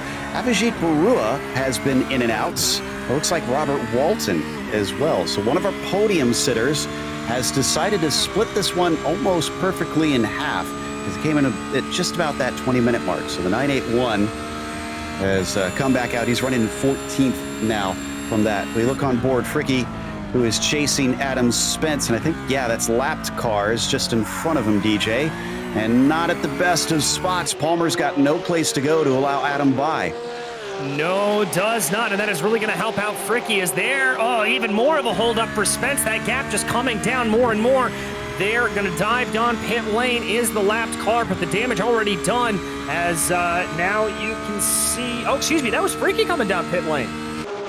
And it looks like, yeah, McGee in there as well. So two of them dive in, one lapped car, one lead lap car. Pippin carries on, Gerling carries on. Not seeing anybody else behind them. Oh, we've had an off with Craig Smith and Avijit Barua. Oh, no. And I don't think there was contact here. It was close. but both of them had problems in the roller coaster, and Avijit losing precious time. If he was hoping for an undercut, this was not going to give it to him. Yeah, Avi probably just gripping that steering wheel a little hard, but if Adam Spence heard about this, probably a fist bump in the air at this point, knowing, hey, I got a chance to make up that space that I had so much trouble trying to get around before. Ooh, just a little bit too hard through that. Yeah, overdrove the corner a little bit. Pass attempt gone awry for both of them, really. They were trying to go as deep as they could, and as deep as they could is too deep. We found out. 74 back out on track. That is Craig Smith, who wound up taking a pit stop. Now, what's interesting is that was for position, but Craig was on an alternate strategy, so he didn't really have to fight that very hard. So that cost both of them when they probably didn't really have to fight terribly rough for that one.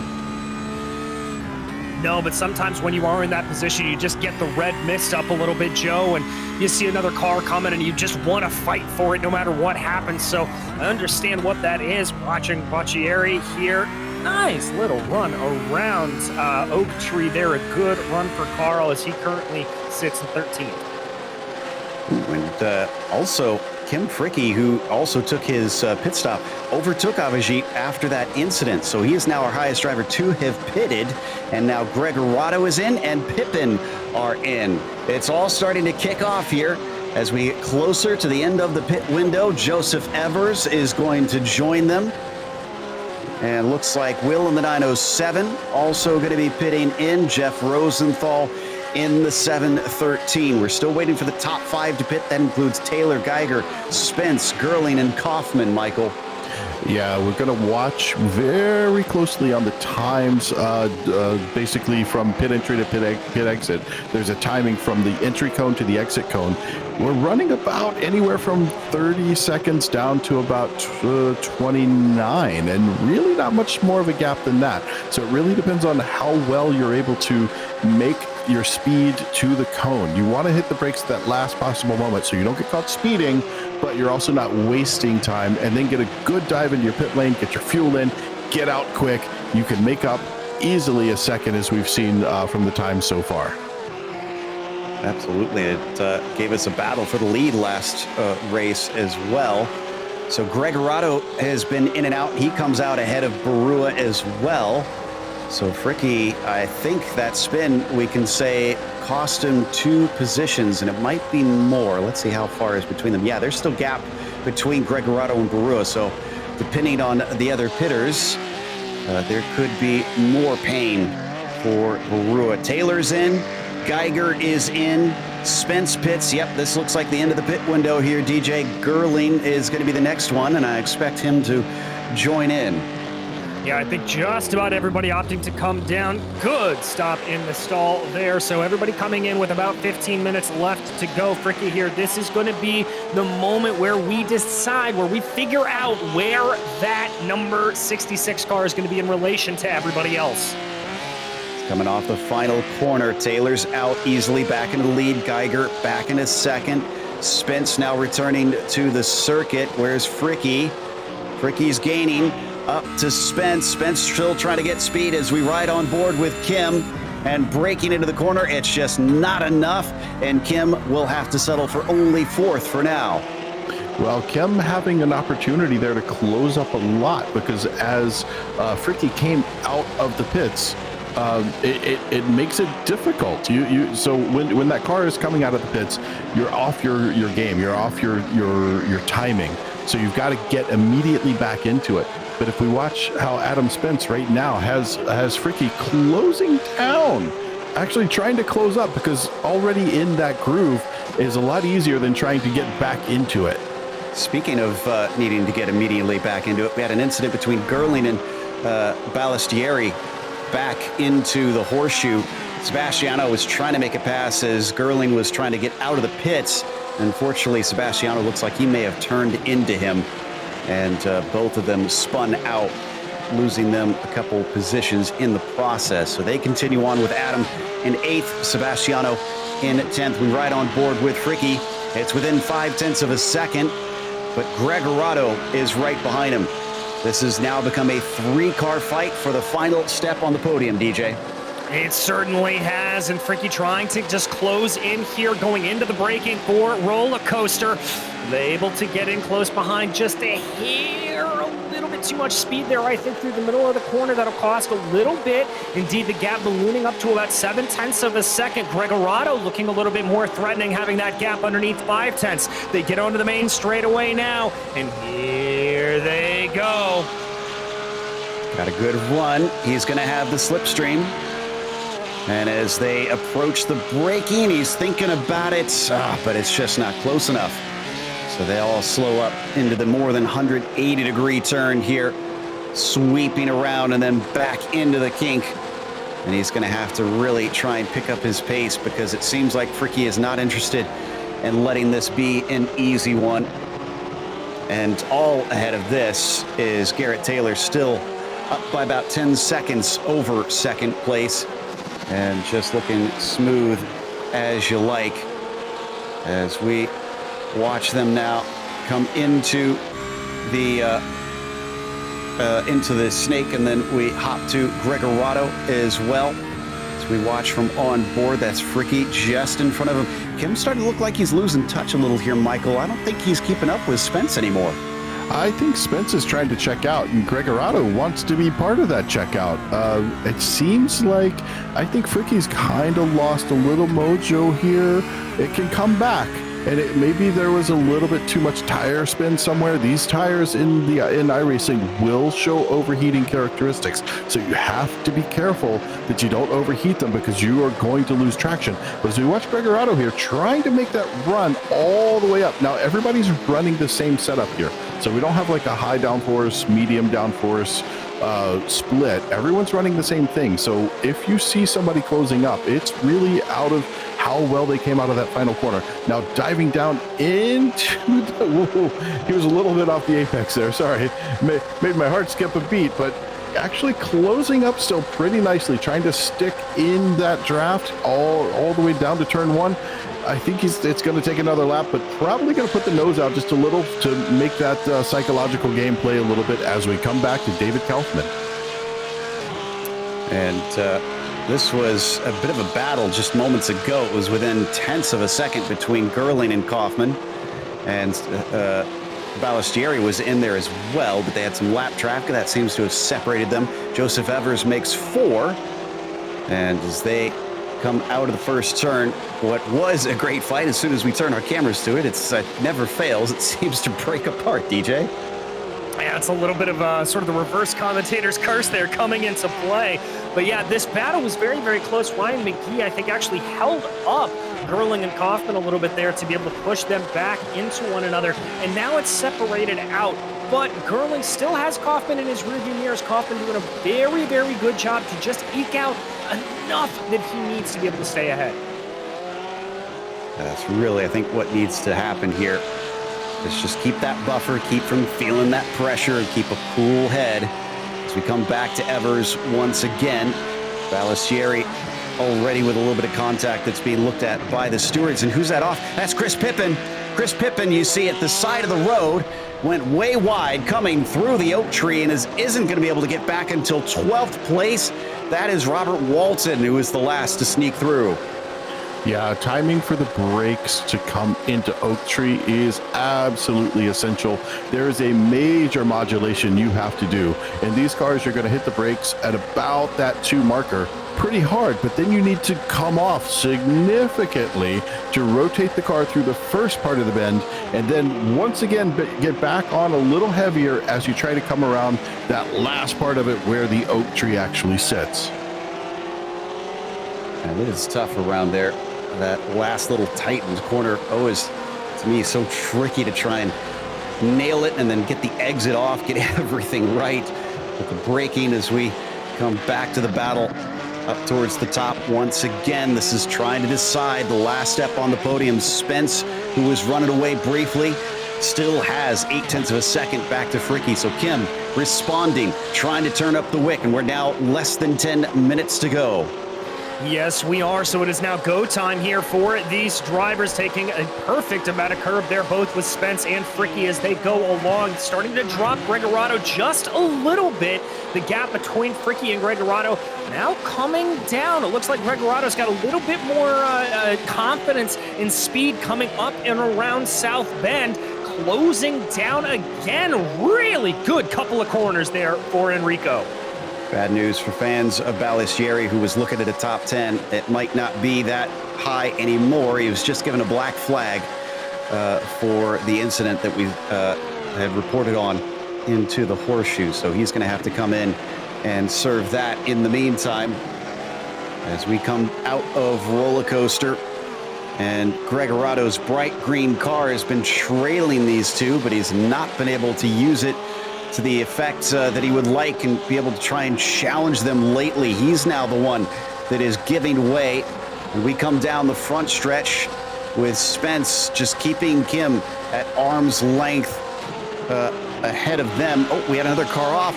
Balistieri found himself with another problem, this time into the roller coaster, and this time it was all his own doing. Yeah, it's unfortunate, but as we watch here on board with Kim, he is really trying to close up. He realized that burning those tires up, I'm guessing it was the rear tires because it seemed like coming off the corner. But right here, Kim Fricky trying to close this gap and doing a nice job of putting a little bit of space between himself and Enrico, but closing up on Adam Spence. It's a little bit under a second right now, but watch as we come up through these climbing S's and in through South Bend. Going to close it up just a little bit down to 8/10. And as we get around to Oak Tree, this is going to be probably close to about 8/10, about 5/10 of a second. But also look in that little rear view mirror of that rear view camera. And Enrico Gregorado has caught up, is only 4/10 off the tail at this point. Is there a sting in that tail, or is he able to make a successful overtake?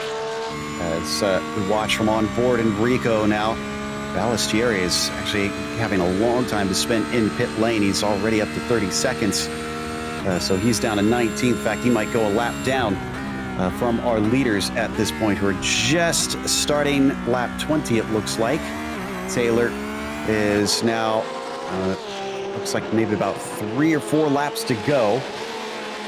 So it's coming down towards the end and onto the front stretch with our trio we've been watching, trying to pull that slipstream to see what is possible. 5 minutes left on the clock, and the 55 still holds the track position advantage.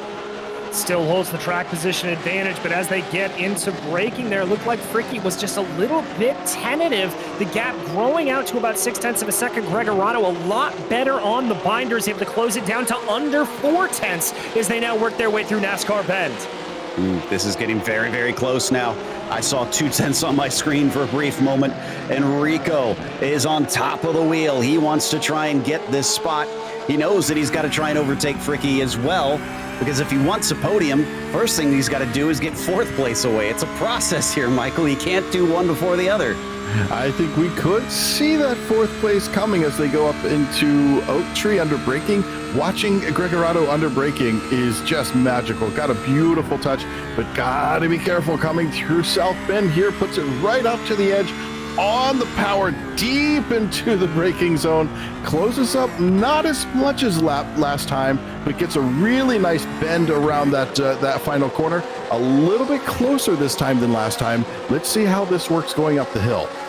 Equidistant apart by about 6/10 of a second. These three climb up higher and higher in speed, 150 miles an hour already, 155, 160 before they finally hit the brakes. And Spence was definitely towing along Fricky, who gets down to about 5/10 by the time they woe up the cars. But it's back down the hill and into Hogpen as they come out of the corner along the front stretch. Is this going to be where we see the run? Starting to see, bad run there from Fricky. Gregorado could attack as slow past the pit straight. Kim Fricky tries to defend, covers off the inside, going to force him the long way around. Gregorado breaks a little bit earlier, and then down to the apex, maybe an undercut. No, it is not there, but that's the first real attempt we've seen in some time here, DJ. It was, and it's really separated them out from that final podium position of Adam Spence to the tune of about 1.5 seconds. This now looking like a two-car battle, and I've got to say there, Gregorado looked like he had an opportunity for the overcut, but just overslowed the car, I think. A little bit tentative, didn't want to make car contact. They come out of the snake once again. There is a pretty decent gap up to Taylor now. It's about 16 seconds, so I'm having to keep half an eye on him to see when he crosses and what the time left is, because I think it's going to be 2 to go this time by. It might be a little bit tight. And down through the valley into Oak Tree once more. The 5 taking that green machine off the right-hander and up the hill. Ooh, this is looking pretty good. It is 0.5 of a second. Remember, it was 6 last time we saw him. So this bodes well. And I can confirm it is now 2 laps to go for Garrett Taylor as he crosses the line now. Yeah, Gregorado trying to be a little tentative on the brakes there. Doesn't want to go in too deep. Really wants to recreate that run from last time. But if he gets the better run this time, watch for him to go to the inside. That outside didn't work well for him. It works well in real life, but just didn't quite get the power down as well as last time. Or maybe Kim was able to get a little better control of the throttle out of there. But coming down to turn 1, we're still looking at about a half a second gap. A little wide at the first apex, tries to cut in. Gregorado to square that one off. We come back to Craig Smith in the meantime. This is the battle for 13th, going by the lap traffic of Ryan McGee. Nice job staying out of the way. Mungia, they're in behind him in the 90, or they're ahead of him in the 907. Is trying to get himself some distance, try to make sure that he doesn't have to play defense in the last 2 laps. He now gets the 2 to go from atop the flag stand. And they're among the later cars on the lead lap here, as we've only got, looks like about 18 of them currently running on the same circuit as Garrett Taylor. Ooh, it's Avi Boot. Oh, sorry, DJ, go ahead. No, you're all good, Michael. I was going to say, Avaji Barua here now looking to be a little bit aggressive on Gregorado, who's won a whole bunch of time. Yeah, Avi really doing a good job catching up here. He is right on Gregorado's tail. That was 2.5 seconds, not even 2 laps ago. And actually coming back around, did something happen to Gregorado? There must have, because he just got passed by him. And I'm trying to see some sort of slowdown penalty or something as we get the white flag, trying to investigate, but I'm not seeing anything currently as we see Garrett Taylor coming through NASCAR Bend, yet more traffic in front of him, but he has plenty of room to take his time. In fact, he probably could just sit behind this lap traffic and cruise to the finish with that 20-second gap. Yeah, really could at this point. A massive, massive advantage there for Garrett Taylor. Just a commanding drive across the board. And Joe, I think I figured out what has happened to Gregorado. He is either out or very low on fuel. He's been lifting and coasting. Oh no, a calculation error. It's one of those things that is unique here to sim racing compared to the real world, Michael, that essentially you are your own crew chief. We have software that can help with that, but you're still making your own decisions. Yeah, you can override that software, but you cannot override the team owner who's sitting there telling them exactly how much to put into the tank. So while I might want 3.6 gallons, if they've calculated it's 4.1 is going in. And up at the top of the field, the number 3 of Garrett Taylor, who put it on pole, finds himself going 2 for 3 here in the Zone Group Championship, as he is definitely taking his sweet time. That is Jeff Williams in front of him, and he's not in a hurry to overtake, but he doesn't need to be, because it is victory here today for Garrett Taylor in the sport class at VIR. A commanding drive, and we've got to wait a full 20 seconds for Jake Geiger here to come back around. Nice little battle in the back. This is the 66 of Kim Fricke as works their way around here in the last couple of corners. So Geiger going to finish where he started, but Adam Spence up a position to take a podium in that number 55. Kim Fricke up 4 with 4th place. Avijit Barua not going to be on the podium this time, unfortunately. Greg Rado, can he make it to the line? Are we going to see the 5 up next, or is Gerling going to catch him? He's saving, but he's there. So 6th place after what could have been a little bit better, unfortunately. See a bit of a battle between Kaufman and Evers, but Evers not going to be able to come away with that. And that is the last of our battles that are out on track. Everybody else just kind of cruising in from here, as we will see what looks like 25 of our 26 starters make it to the checkered flag. So up at the top of that, it is Garrett Taylor with the win. Jake Geiger finds himself with 2nd place, and that is actually his first podium here of the Zone Group Championship in 2022. Adam Spence with a 3rd after starting from 4th. Fricke up from 8th into 4th place as Avijit Barua falls from 3rd down to 5th. Enrico Gregorato was P6 in the end as Adam Gerling was 7th. You've got David Kaufman in P8 with Joseph Evers finishing 9th, and DJ is Chris Pippin rounding out your top 10. In 11th, it was Robert Walton, followed by Jeff Rosenthal with Will Mungia in 13th and Craig Smith in 14th. Carl Boccieri only good enough for 15th today, followed by Benjamin Fong and Antonio De Silva with Jeff Williams, the last driver on the lead lap. Sebastiano Ballestieri was in 19th, 1 lap down, and James the Gold behind him in 20th. Adam Holland brings it into 21st, also a lap down. Ryan McGee right there with him. Bob Moore, Greg Palmer in 24th, Anka Pegzona in 25th, and Val Asensio, unfortunately DNF today, 9 laps down. Val, shoot me a message. I'm going to give you a free coaching session. Well, I'm sure she appreciates the generosity, but it looks like we have our winner ready to talk to us, Garrett Taylor. Congratulations. We kind of expected a runaway like you had in the challenge class, because it was 0.8 of a second between pole and 2nd place over there. But still, with those 0.5 that you had between yourself and Jake Geiger, it looks like you had this one well under control. Tonight went really well. I was really locked in and never really lost any pace, so I just kept it pinned and kept pushing on.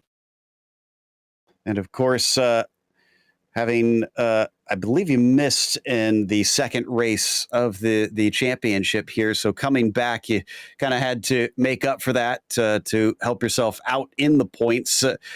How do you feel like you did so overall, considering before we get the announcement of what the actual points are? I'm happy. I mean, like you said, I missed last race, but I won the 2 I was in, so can't really complain about that. Well, that certainly was an impressive performance out there. And next time out with the 3 tricky tracks that we had for the Zone Group Championship, when we see this return, what's your request? What track do you want to see get thrown in the mix? I think I would like to do Spa again. That's one of my favorite tracks. So you are joined by many. So as we now head off, is there anybody you want to thank that helped make this 2nd victory possible?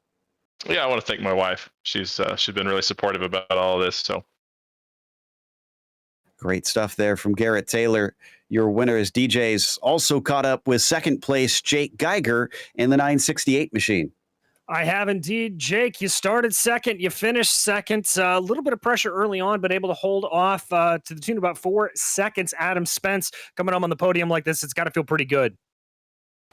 Yep, as planned. Well, talk to me a little bit about what kind of preparation it goes into these tricky circuits. I mean, Barber, VIR, these are places that overtaking isn't necessarily at a priority, but it's just a matter of trying to keep all 4 tires on the road. Yeah, just putting the laps in and getting with zone groups and getting some practice in. Yeah, it's tough with time crunch and stuff, but yeah, just lap after lap, as many as you can get before the race comes. Well, I'm going to pose the same question to you that Joe posed to Garrett Taylor here today. What's a track you'd like to see maybe added to this 3 cycle circuit here? A track that I haven't actually been driven yet or raced in iRacing would be Le Mans. That's a track I want to get in and spend some time on. Well, all right. I wouldn't mind seeing you guys tear it up at Le Mans. So anybody, though, you would like to thank here for this second place today? Yeah, especially everybody at PCA Sim Racing putting this whole gig on is just awesome. And then the sponsors for being able to pay you guys so we can watch all of our buddies and have our families watching. It's super fun. So I thank everybody, wife and kids, let me come down in the basement and disappear for a little bit and have some fun. Well, thank you, Jake. That was Jake Geiger, your second place finisher here today. And now, Michael, I believe you've caught up with Adam Spence, our third place finisher. Indeed, I have. Adam, kind of a quiet race for you. A little excitement near the beginning of the race, holding on to that P4 for a while, worked your way up into third position. But at the end, you had Kim Fricke and Enrico Gregorato really doing a number, trying everything they could to catch you. Was there any fear, or no, you just had this absolutely in hand and you were messing with them? Oh, no, absolutely not. There was a little bit of fear there for sure. I was keeping an eye on the mirrors because Kim, I was following him for a while before, and I knew what he could do. So I just had to kind of keep my head down and keep it straight. Well, you did a beautiful job of that. Brought yourself all the way up to P3. That's one position up from where you started. So anytime you get on the podium, it's got to be fun. So we've asked everyone else what they thought they would like to see for a track next time around. A track you've driven in real life, or maybe a track that you've always wanted to drive in real life, or a favorite one in iRacing. So for the next season, what is the one track that you really want to see? So I always look forward to Circuit of the Americas. It's fun in iRacing and it's fun in real life. And I've been there, driving it as well as watching Formula One. So it's just one of those heritage tracks, which, is just amazing fun to be there and just be around. Well, COTA is my home track. I'm about 30 minutes across the other side of town from it. So if you make it to COTA, look me up. I'd love to come out and shake your hand, because beautiful drive today. Who do you have to thank for this beautiful drive? Well, as always, I've got to thank my wife and family for being so supportive. My wife's training for a half marathon at the moment, so I get to do this, which is fantastic. But hers is definitely harder work, although I come away sometimes burning as many calories, as maybe a 5-mile run. So it's amazing how much work sim racing can actually be. Well, Adam, we look forward to seeing you. Congratulations on this third place finish. Hopefully COTA makes it into the mix for next season. But I've got to pass it back to Joe now. Indeed. And we heard from Doug Atkinson just a bit ago about the finishing order for the challenge class. Now for the sport class. Doug, how did it wind up? Okay, let's see how we did in sport. Our 2022 Zone Group champion for the sport class is Enrico Gregorato, Pacific Northwest region, Zone 6.